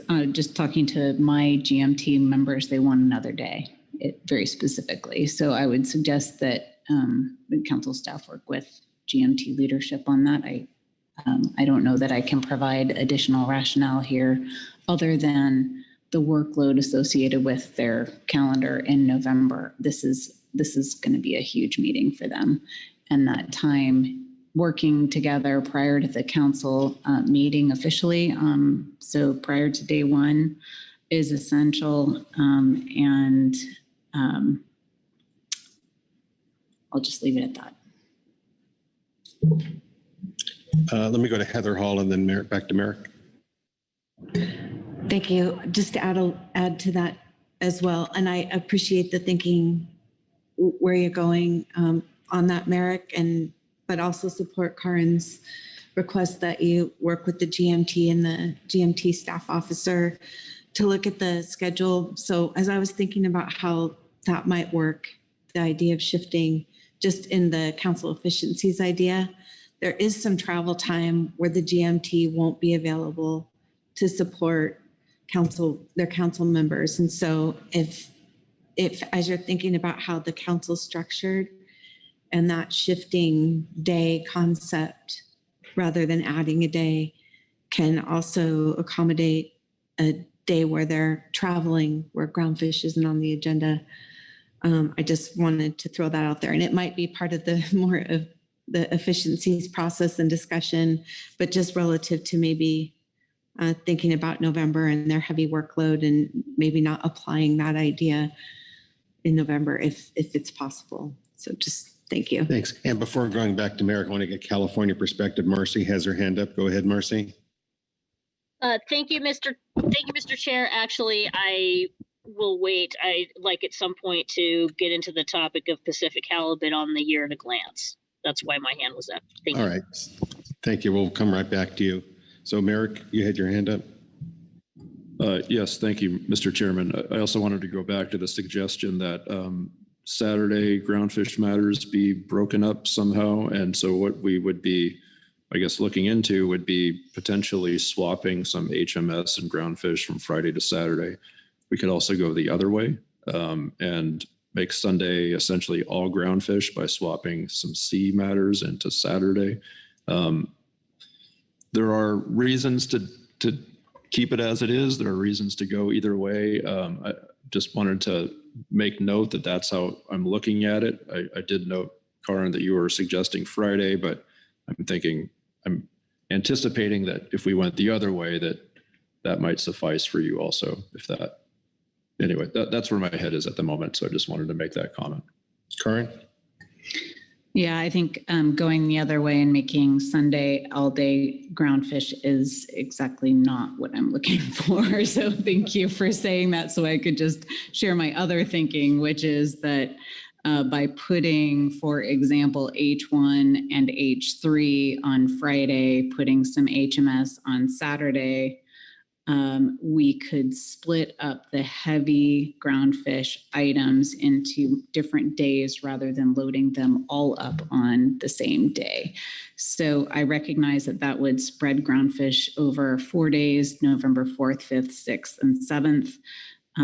But that is the request and the reason why I'm bringing that up. So thank you for clarifying and allowing me to. Eric. Yeah, thank you, Mr. Chairman. And of course, the request to shift earlier, if we were to put groundfish on Friday, the GMT would need to meet earlier, is my anticipation. So that was some of my thinking too, is that if we shifted it later, they'd have more days earlier on to work, but that does create a heavy workload day, which also has some trade-offs. So I think we understand each other. Thank you. All right, so just to put a bow on that, we're going to shift some groundfish from Saturday into Friday, and we're going to add a day for meetings on November 2nd. I believe that's where this discussion is headed. I would note that we don't ask the council to make motions on this because we do have to go back and do some magic and make it all work. So we will take that under strong advisement if that's the appropriate terminology. All right, well, do your magic. All right, looking for further input from the council on the November meeting or on year at a glance. Marcy, we'll come back to you now. Thank you, Mr. Chair. since I have the chance, I will also echo my support for the plan I just heard regarding groundfish, and want to place emphasis on Karen's remarks to try to avoid scheduling full days of heavy groundfish. So sounds like that discussion has happened, and very much support the outcome and thank council staff for that magic. Turning to halibut on the year at a glance, I'm reflecting on our discussion from earlier this week, and a couple of things come to mind in terms of placing some tentative items on the year at a glance. There was an exchange with the enforcement consultants based on a reminder from them about some needs for measures for the directed commercial fishery now that that fishery is fully under NIMS authority. Mr. Lockhart indicated that the shop is going to be busy this spring with the new permits and making sure that process is working as planned. But I would certainly support agendizing, maybe as tentative on the year at a glance, but at least going ahead and placing directed fishery measures on the year at a glance, and thinking optimistically. And of course, this is all, subject to change as we get further down the line. But I would recommend a June, September, and November scoping ROA and PPA setup for one or more directed fishery measures. So I'm not sure if there was some additional sidebar discussion on that topic after we closed out that agenda item, but I would certainly be interested in scheduling that. I'd also note that we had some discussion about what might be some changes coming in terms of the 2A TAC. And so I'm not really sure. I don't think any of us know how to envision how that might affect our thinking about catch sharing. But I just might suggest that if we are going to agendize halibut items for June of 23, that we could put a CSP agenda item on, which would give us a 3-meeting process if we were contemplating any major changes to the catch sharing plan. So I guess my question is, have there been discussions about scheduling halibut items on the year at a glance? And if there haven't been discussions, I'd just recommend those tentative additions. Thank you. Merrick? Yes, thank you, Mr. Chairman, and thank you for the question and outline of your thoughts, Ms. Uremko. I'm not aware of those halibut discussions. I guess I would look to others around the table to see if there are conversations that I'm not aware of.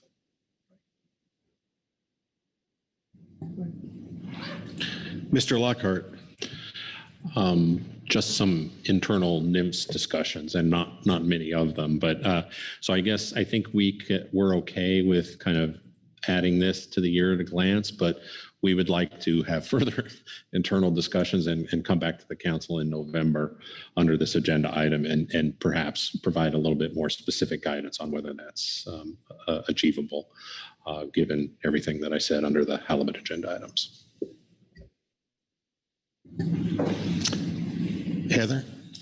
Thank you. And I guess in terms of the Area 2A TAC that Marcy brought up, I mean, that'll be the conversation that the IPHC has at their annual meeting in January. So we won't really know. We'll get a first glimpse of the stock assessment at their interim meeting in November, and then we'll know more at the conclusion of the annual meeting, and probably have some ideas in between there as where things are going. But we have had the consistent 2A TAC for our fisheries that's provided stability.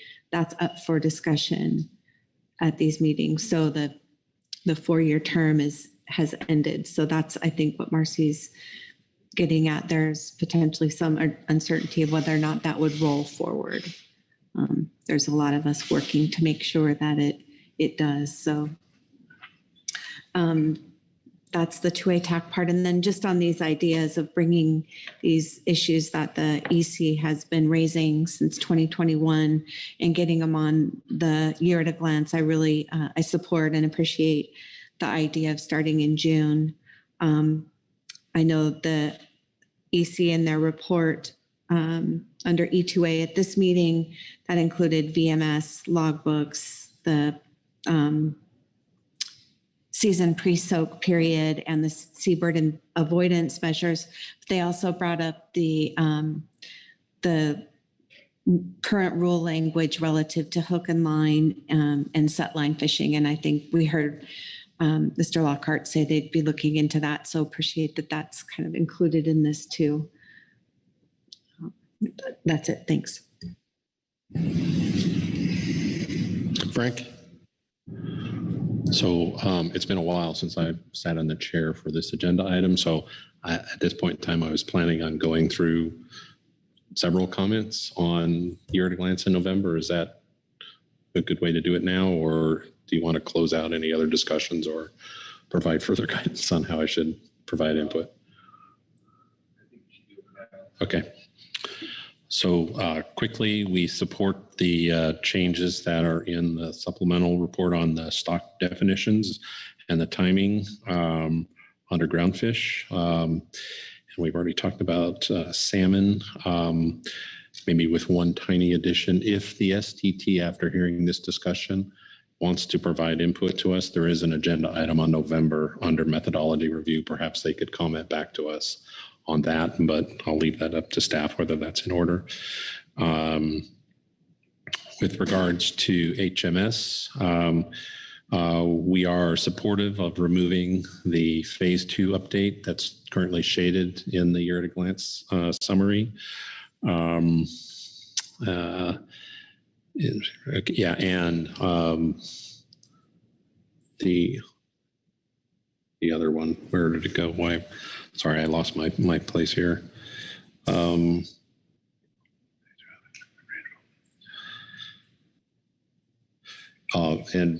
changing that to September, I think.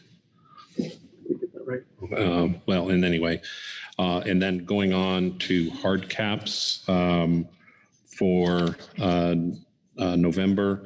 We are in favor of keeping it where it is, but potentially changing it to PPA, FPA as appropriate, rather than right now it says final. And this is in light of the concerns expressed by the HMS MT, whether an RFA analysis can be completed. So just leaving that option in front of the council. And then the final thing under HMS, we're a little unclear if the council wants an SSC review of MSY-based proxies proposed by NIMS for November or March. And so just maybe if we could get some clarification of that. But anyway.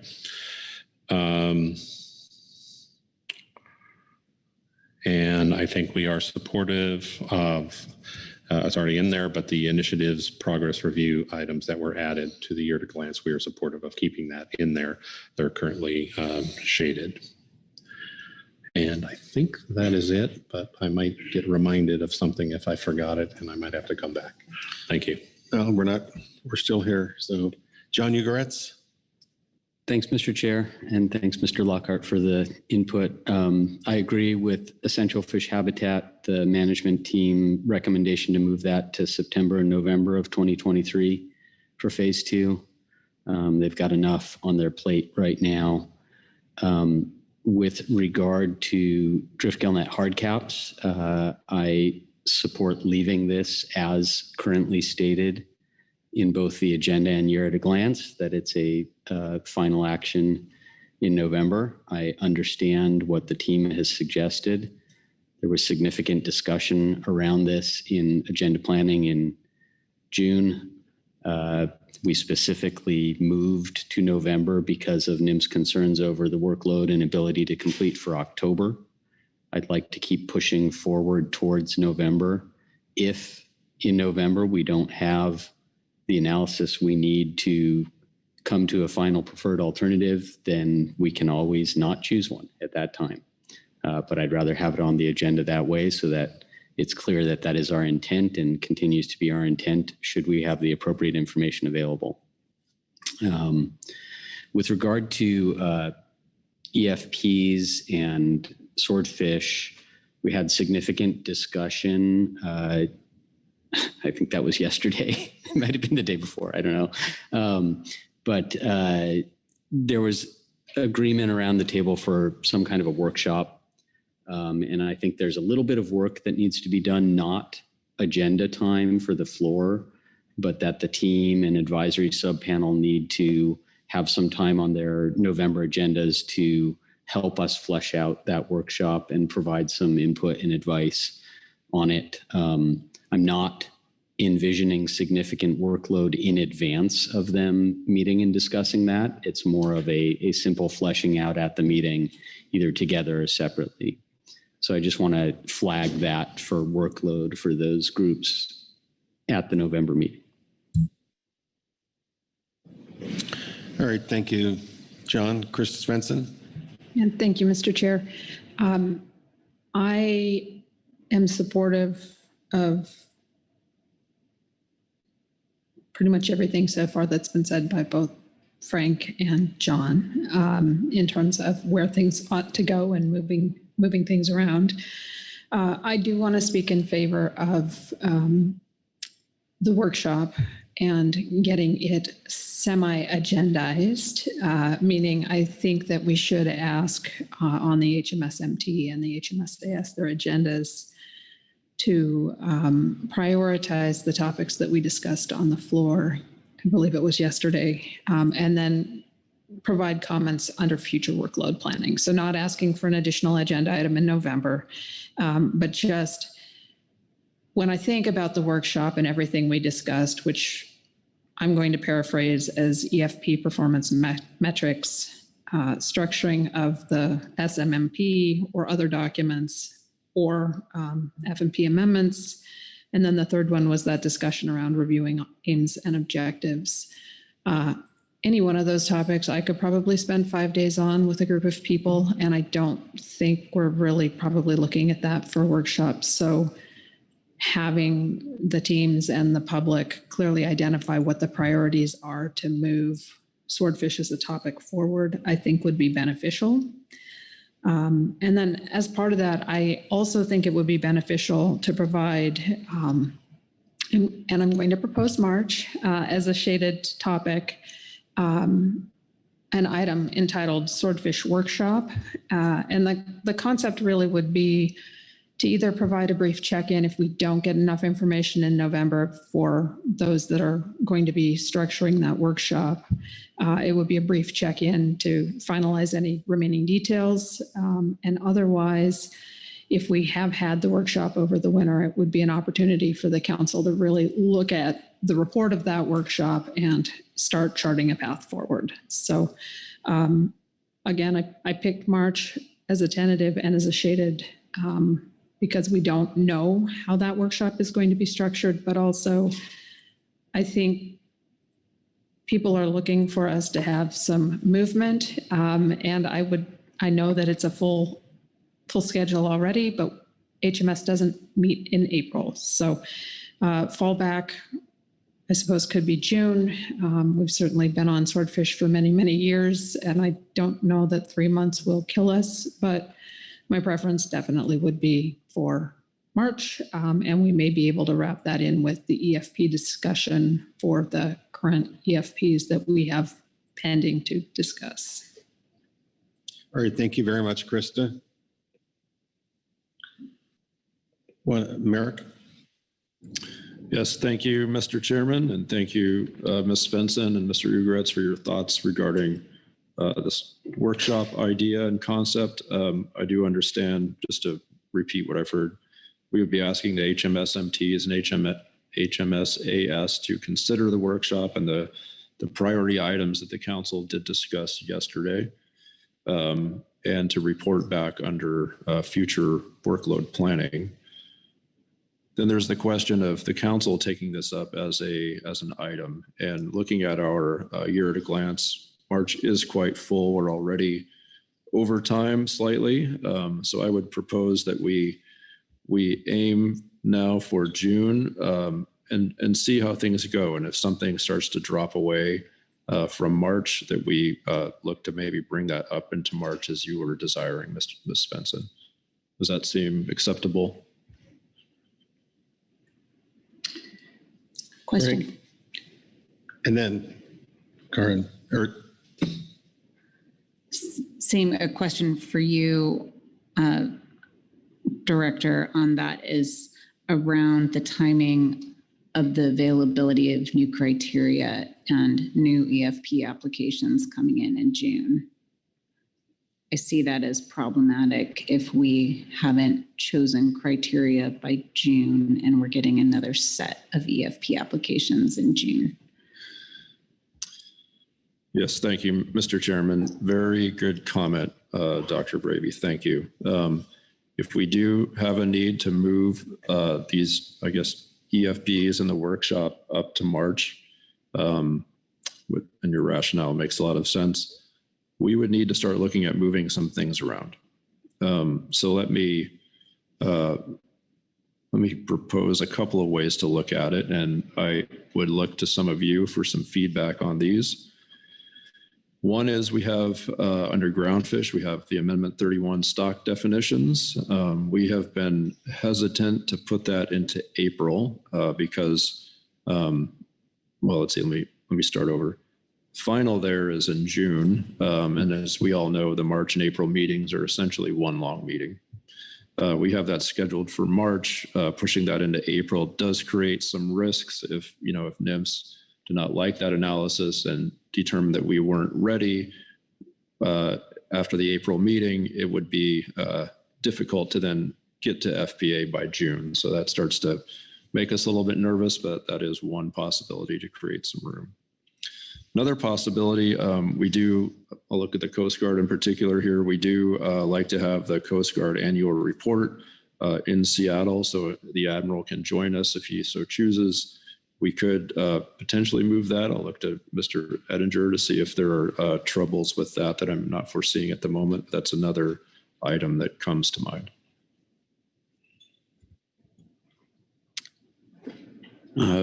Through the chair, probably not an issue to move to April.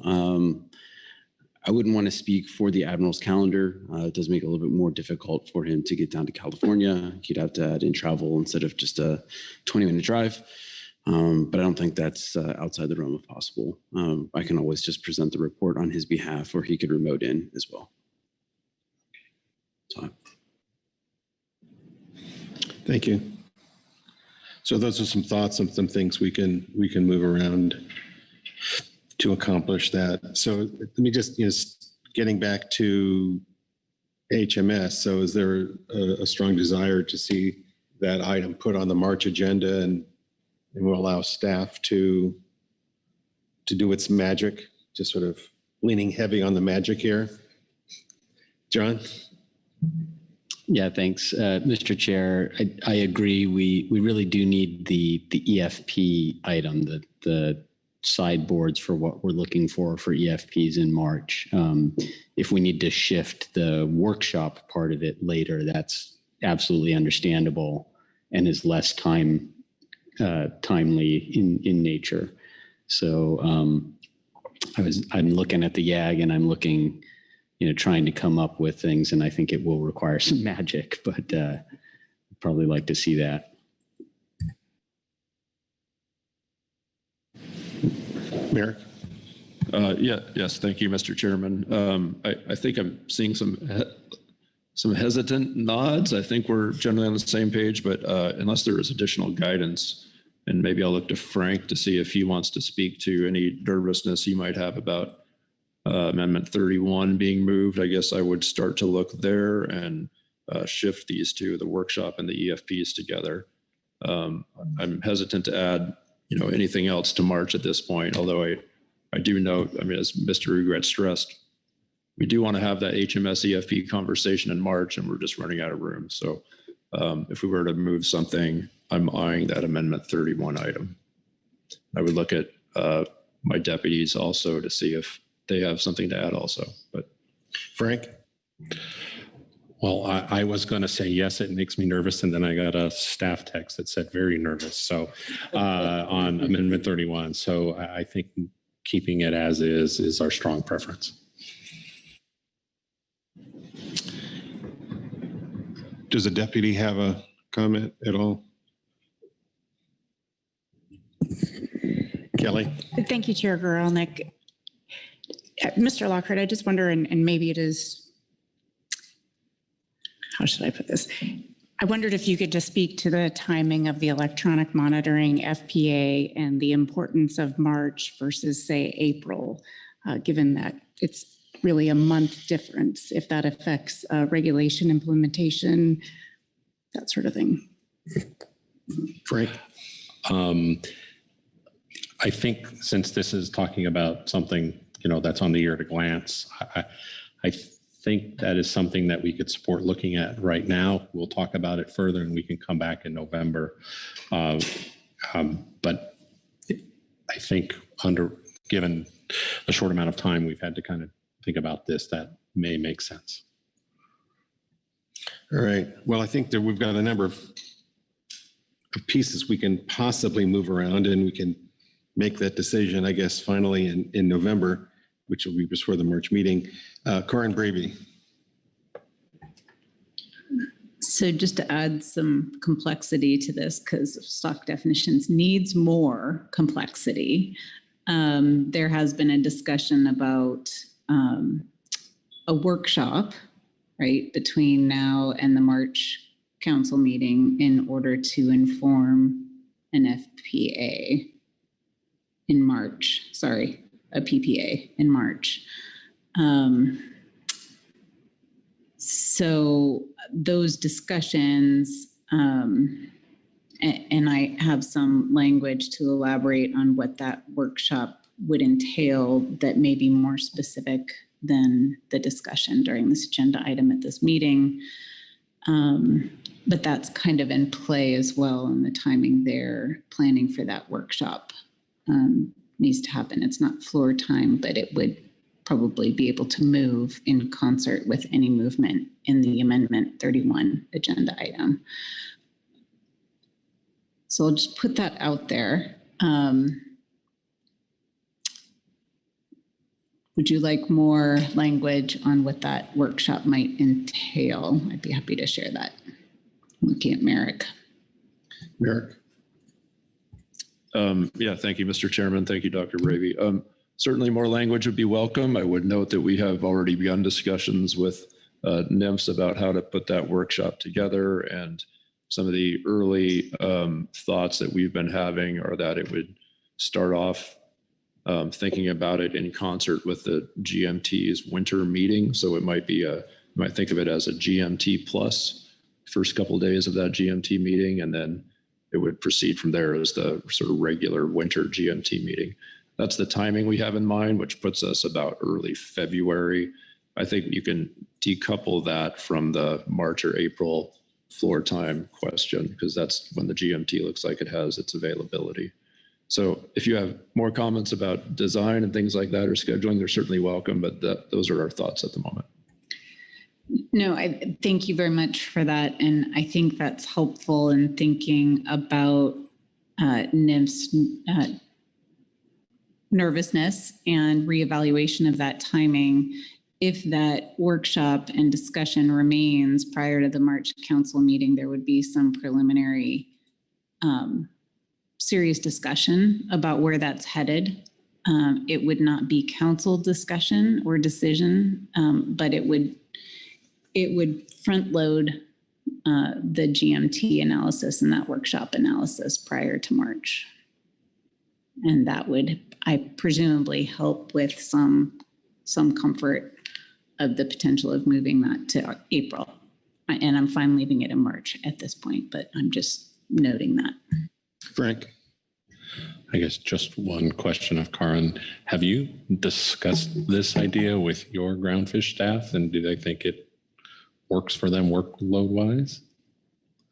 I haven't, so I'm just offering it food for thought, but it's a very good question. I do have little birds whispering to me, but I haven't been able to track that while we've been talking about that right now.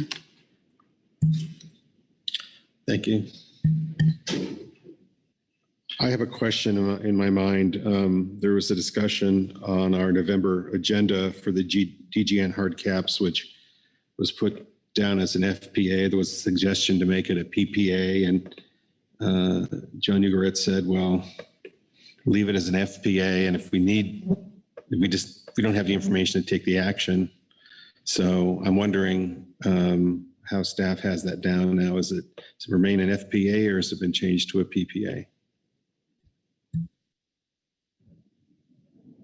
Yeah, thank you, Mr. Chairman. I wrote down the as appropriate and then erased it after Mr. Ugaret spoke. And so I don't know, I guess I would like to hear the preference of the council, whether we strongly aim for a FPA, and if we're just not ready, we just don't make a motion, or whether to take Frank's preferred approach. I feel a little bit stretched here between the two concepts. So, well, I'll give you my input in terms of council efficiencies.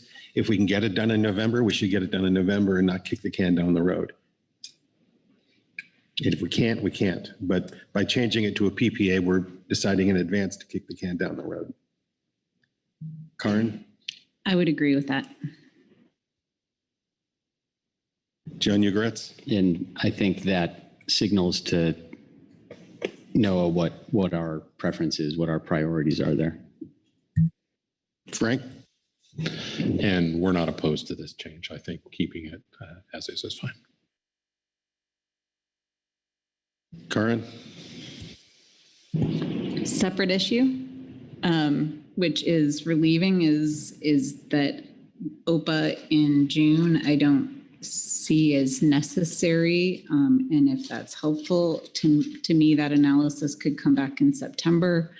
Just flagging that as, we're going to start having a problem with June, and that for me would be an option. Okay.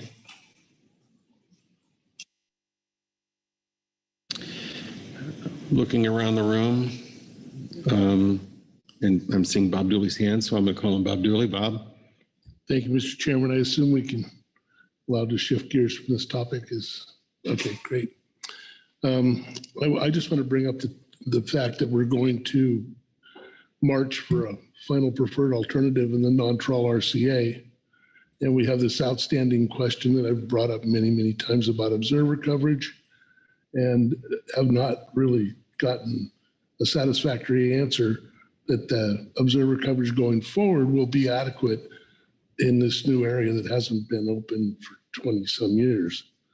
The GMT noted that in their report, and that they're noting the low levels of observer coverage and what that effect is, and on the uncertainty. And I just think that needs to be addressed. It's been kind of blown off every time we address it. And I think it's important to at least go into it with our eyes wide open when we make this final preferred alternative in March. Don't know where it goes. Doesn't look like November has any room to talk about it, but I would think I'd like to hear from the observer program and the agency about observer coverage. And I'd really like to understand how, if they're assuring us that 5% coverage or thereabouts is adequate as we move into this new area. And then in a bigger sense, I'd really like to understand overall observer coverage and the wide disparity in the justification and of how they approach this, because it seems like there's no consistency in observer coverage throughout all our fisheries. So don't know how to actually have a specific suggestion, but I certainly going into March, trying to make a decision on whether to vote for this or against the non-trawl RCA, it sure leaves questions in my mind if we don't have these things addressed. And I haven't seen any indication that we are going to address it before that time. So lots of questions there. I think it's a big concern in my mind. I don't want to start a fishery that will be challenged, start a new area that is ripe for a challenge because we don't have the data to support it. And I think that's important. Yes, I acknowledge we have logbooks coming in, but if 5% is the number to verify logbooks, boy, we got a lot of fisheries we could look at to put the same standard on. So it's my concern. I know I seem to be yelling in a room about it, in an empty room, but it's a concern, and it isn't sour grapes. It's about really kind of how do we protect this fishery going forward? How do we verify that we did the right thing? How do we know we're not having unknown interactions with species that caused us to go out of that area 20 some years ago? So anyhow, I'll stop there. I'm really looking for some council input, other council members' input on what they think is the proper way to do this. And if it's a concern, and if I'm the only person, well, that'll answer itself in March. All right. So just focusing on workload issues, you're questioning whether that should be an FPA or a PPA, or you're questioning whether we should schedule a further agenda item to flesh out those issues, just for scheduling purposes. What are we talking about here? Yeah, the latter. I think, I'm totally supportive of this FPA in March. I want this fishery to go forward. We've had industry since day one clamoring to get this. I mean, they need that access. And there's, stocks that are rebuilt now out there that we can access and help our small communities, and particularly our small boat fishermen. And I'm 100% for that. But let's do it right, so we don't so we don't come back 2 years from now and have to readdress that. So it seems like I haven't had any answer, let alone an adequate answer, about whether that's an appropriate amount of observer coverage to verify those logbooks going forward. All right, Merrick. Thank you. Yes, thank you, Mr. Chairman. Thank you for your comments, Mr. Dooley. I think it may be helpful to think of this in a couple of ways. So one is some of your comments alluded to the idea that you would like a better handle on observer coverage levels before going to FPA in March. Just looking at our calendar, that would mean essentially adding an agenda item. It's very difficult to envision at this point. Another way to think about it would be moving ahead with the FPA, knowing what we know now and your later comments, and then think about this in a couple of steps. So one is we could work with the agency and ask, as part of a future NIMS report, that information be brought forward on observer coverage levels.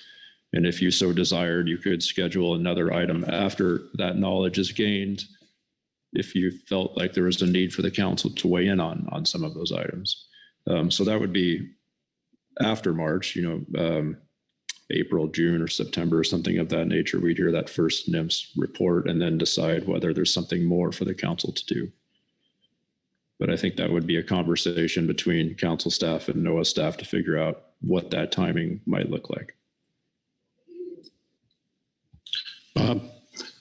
I think that's a good approach. However, I would think too that the GMT brought this point up in their report, that maybe the agency, the observer program, can help address this as we go to the next step.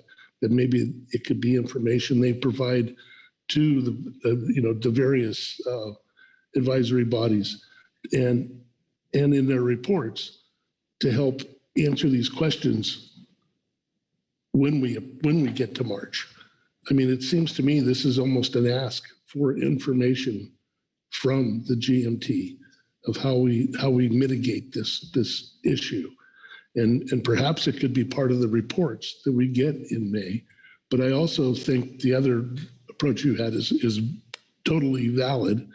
It's just I'm thinking of the decision in March that we make and having the information to answer the GMT's question and how we might be able to do both. So sorry if I'm confusing everyone. Sorry. All right, thank you, Bob.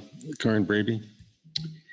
Thank you, Mr. Chair. And question for NIMS and I guess the director on whether NIMS analysis on some of these questions could come up under the NIMS report in March to address some of that information to then and be in the advanced briefing book so that the team could react to it and provide comment.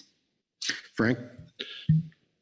Rather than answer that definitively here, I guess what I would prefer is what the executive director suggested, that we talk and then we could come back to you in November with what is possible for March under this agenda item. Vice Chair Hassemer. Thanks, Mr. Chair. Well, certainly there's action-specific discussion there on the non-trawl action and observer coverage, but I think in listening to what Mr. Dooley was saying, I would also support at least the executive director and staff looking at this year at a glance and the topic of a more holistic view of levels of observer coverage across fisheries and what's necessary and what dictates that. Depending on who we listen to, we could have from 0 or 2 to 300% coverage in various fisheries. And just simply to avoid what we're going through right now in the non-trawl action, to have some information on what's dictated coverage levels in various fisheries and how this new technology may change some of those needs. So it might be in line with what the executive director was talking about looking at this, but I think it's a holistic view at some point. There's the immediate issue of the non-trawl action. There's the larger issue across fisheries and how can we avoid these types of issues in the future. Thank you. All right, thanks. I think that is pretty consistent with what the executive director, Eric Burden, suggested. So unless I see any disagreement, I think that's a reasonable direction to staff. All right. Mr. Smith. I'm going to jump in the deep end of the pool again. So, Mr. Director, get your brick ready. I have watched this year at a glance roadshow for now a long time. And it's important. You know, sometimes it goes for 6 hours. And I'm wondering, for efficiency, you can talk about this at year at a glance, that this might kind of be better held at the designated state delegation meeting, and then come to a year at a glance committee made up of one of each state and a federal person, and talked about and compiled there. As we want to get efficient. I know it's always been done this way, but Mr. Burden, you and I have talked about this, and once again, we're now 2 hours and some minutes on talking about some very important issues. No doubt, not. I'm just thinking about how to do this very important issue a different way, and just food for thought that this might be handled in each state. You know, go California, Washington, Oregon compiles their year at a glance wish list, and then you go to a meeting sometime that's held in November in a room and compile and argue and discuss the year at a glance for the next year. I think it might be a more efficient way to do it than we have done it, and not just this particular time here, but you know, I remember having to wait 4 hours to testify at the end of the meeting after a year at a glance at one meeting, which is fine as a SAS chairman, last dog in the fight. But I just just food for thought, you know, maybe to have for further discussion, maybe to further internal discussion, but, you know, just the chucklehead from El Waco's idea of maybe how to make this a little better and a little more efficient, because it seems like we always this is kind of a shorter one than I've witnessed before too, but it might be a little more efficient to do it this way. And so anyway, that's my thought for this meeting. Sorry if it hurt somebody, but I just, anyway, thank you. I think I see some hands sort of dangling. Okay, Dr. Braby? Mine is a different topic. I'm going to let his comment percolate. Can I just respond?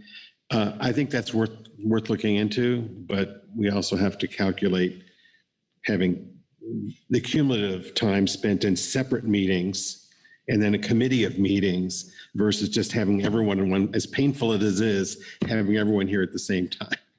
So do you have a comment on that topic? Go ahead. Yeah, I mean, to be fair, we spent well over an hour going through the advisory panels and team reports. And actually, we haven't been doing that long, actually. And I think I would say that this last few meetings, I mean, you know, Mike Bernard has hit his stride, and he's at an apex as far as ability and scheduling. So this is about as good as it gets. So hopefully Kelly is taking notes, and that this will continue into the future. But I agree with Mark on. We could maybe try to keep our focus on planning as opposed to substance, but that always creeps in. It's inevitable. Karin? I counter to this discussion, I have two more just really brief things to ask about. One is during discussion on the NIMS report, we talked about a CPS management strategy evaluation update from NIMS. I don't think it needs to be agendized, but it's just another request of NIMS to work that in at some point, maybe in a NIMS report. If that doesn't work, then we'd want to hear about that in a CPS agenda item. And then I don't recall us this morning talking about tasking advisory bodies on the climate and communities initiatives, trailing items. And so I would just flag that I want to acknowledge that and not go through the list today, but task our ABs and their meetings maybe to look at that report from the EWG and come back to us maybe in March, I don't know, and talk about those trailing items.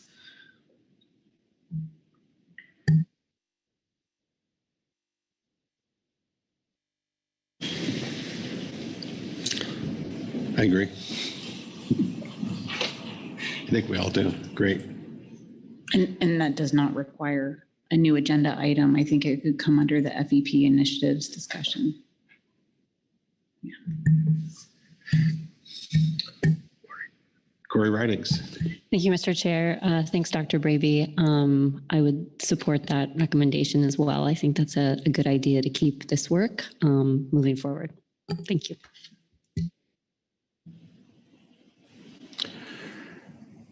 Further discussion on either the November agenda or year at a glance? Going once, going twice. Let me ask Director Burden if he has what he needs. Yes, thank you, Mr. Chairman and council members, for a very healthy discussion here. Let me see if I can try to recap what I'm taking away from our discussion, because it did cover a lot of matters. First, if we look at the November meeting, there was some talk about which of the advisory bodies should be in person. I have flagged in particular the Legislative Committee, the EC, and the SSC also requested meeting in person, so we'll look into that. Let's see, on the HMSMT and HMSAS agendas, we wanted to put a discussion of the workshop that we talked about yesterday, and have them come back with some additional thoughts about the structure of that workshop and whatnot under the council's workload planning item. Looking at the council floor agenda, moving through Thursday, I didn't make note of any changes. Friday, I struck HMS EFH review. I've put that down for September 2023 instead. Moving to Saturday, I've struck H2, the workload and new management measure update. And we did spend some time talking about breaking up Saturday's groundfish items and trying to shift some of them earlier, I guess, in a swap with some HMS items. So we will look into that. So moving over to the year at a glance, I made note of a few things.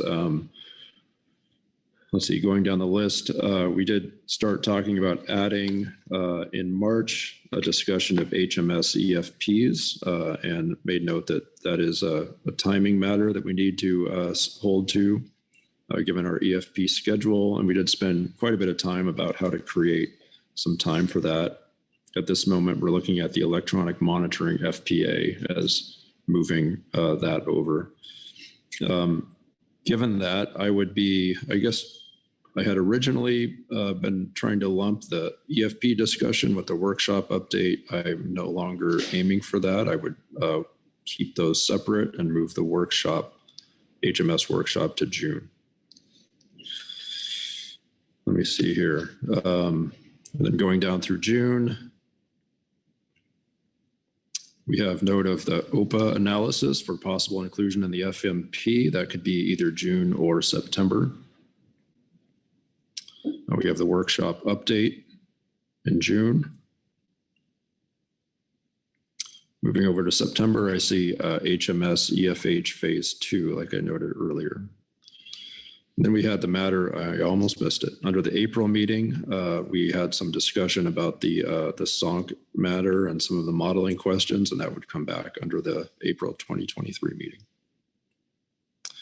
I also made note of Ms. Uremko's outline of a June, November, September schedule on some halibut matters. So that would begin in June of 23 also. So June is quite full already. That's what I've made note of. John? Thanks, Mr. Chair, and thanks, Merrick, for that overview. I just want to be careful about how we frame OPA on the year at a glance. We've had issues in the past where things get onto the year at a glance and then the public starts thinking they mean something. So I wouldn't put the phrase FMP in there. I would just say it's an OPA analysis, and we'll decide FMP at some later date. Noted. Thanks. Keep expectations in check. Karen Braby.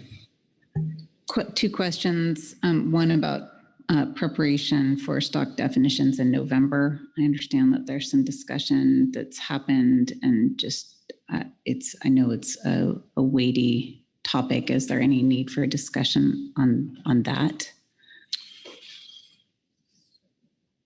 Let's see, I would look at, I guess I would look toward Ms. Ames to see if she has more to add on that. She's been tracking that one a little more closely than I have been.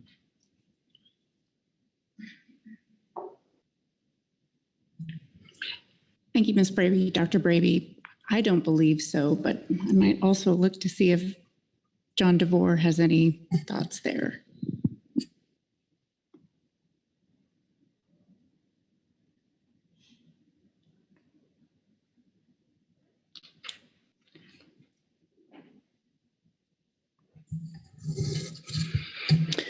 Through the chair, thank you. We have had a little bit of some planning,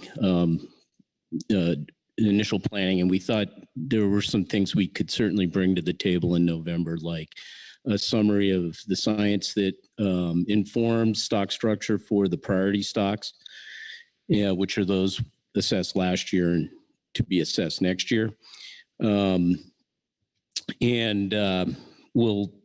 We obviously need to do a little bit more planning and talk a little bit more with some of the scientific and management experts out there to formalize a plan. But initial discussions did indicate we could bring a summary of the science that will help inform your decision to the table. Through the chair, thank you. And of course, the states are standing by to help with that. But I appreciate that. And then different topic, if I may, just a question. Yes, please. Marine planning is not on the April YAG agenda. I'm not suggesting it should be, but that has been a standing agenda item for every meeting. So just a question there. Mr. Burton? Yeah, thank you, Mr. Chairman. Thank you for the question, Dr. Braby. Offhand, I'm not sure why it's not on there. Certainly, we can put it on there as a shaded item. It's nice to have a break periodically, but yeah, how about we shade it for the moment unless Mike has something else to add? No, I guess I was just thinking March and April off, and I consider them as one big meeting. There's not a lot of time between the two, so I think that was part of the thinking there, but we could put it on shaded in April if there's a need to have it, I suppose. Frank? This is a different topic and just a point of clarification, so I hold off if you want. Let's just, marine planning, any further discussion? Okay, Frank? I guess it's still a little unclear to us on what are the expectations from staff for November regarding a swordfish workshop. What are they, what is the council expecting to accomplish by this, in this regard for November? Yes, thank you, Mr. Chairman, and thanks for the question, Mr. Lockhart. So my understanding of where Mr. Ugretz and Ms. Svensson were coming from is that we would put this on the agenda for the HMSAS and HMSMT agendas for those two advisory bodies. And they would bring back a report on our day last, and that the scope of that discussion would encompass I believe there were 3 priority items that the council had discussed yesterday. So not an open-ended discussion, but some greater input from those 2 bodies on those 3 priority items to help the council then have some information upon which we can use to develop this workshop at a later date where we are looking at, well, I guess it would come back to the council at a later date. I guess I'd invite Ms. Svensson or Mr. Ugretz to add more detail and substance if you think more is necessary, but that's what I've captured so far. Krista? Yeah, I would be happy to. You did summarize that as I had intended. So not having wide open, free ranging conversation and throw everything but the kitchen sink in, but really focusing on what will move the conversation in terms of swordfish forward. How do we want to prioritize that so that we can then take that information and move it forward through the council process? I think all of these topics are important and we will hopefully get to all of them. But if we have to pick only one because we only have one day, or a half a day or 2 hours or whatever it happens to be, then let's really focus on where we think we're going to see the most benefit for fisheries. All right, anything further? Had you concluded your summary, Mr. Burden? I have concluded my summary. All right, and are there any other questions on that summary? Is there any other business under this agenda item? All right, I would like to ask Mr. Berner to come forward here. That's you, not your father. Front and center. Have a seat. Thank you. You want to bring us home here? I move we adjourn the meeting. Call the question. I don't think I can even make any comments, questions? Thank you. We have a second?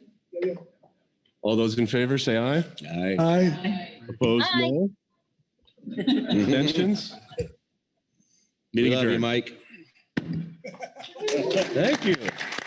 That was fun.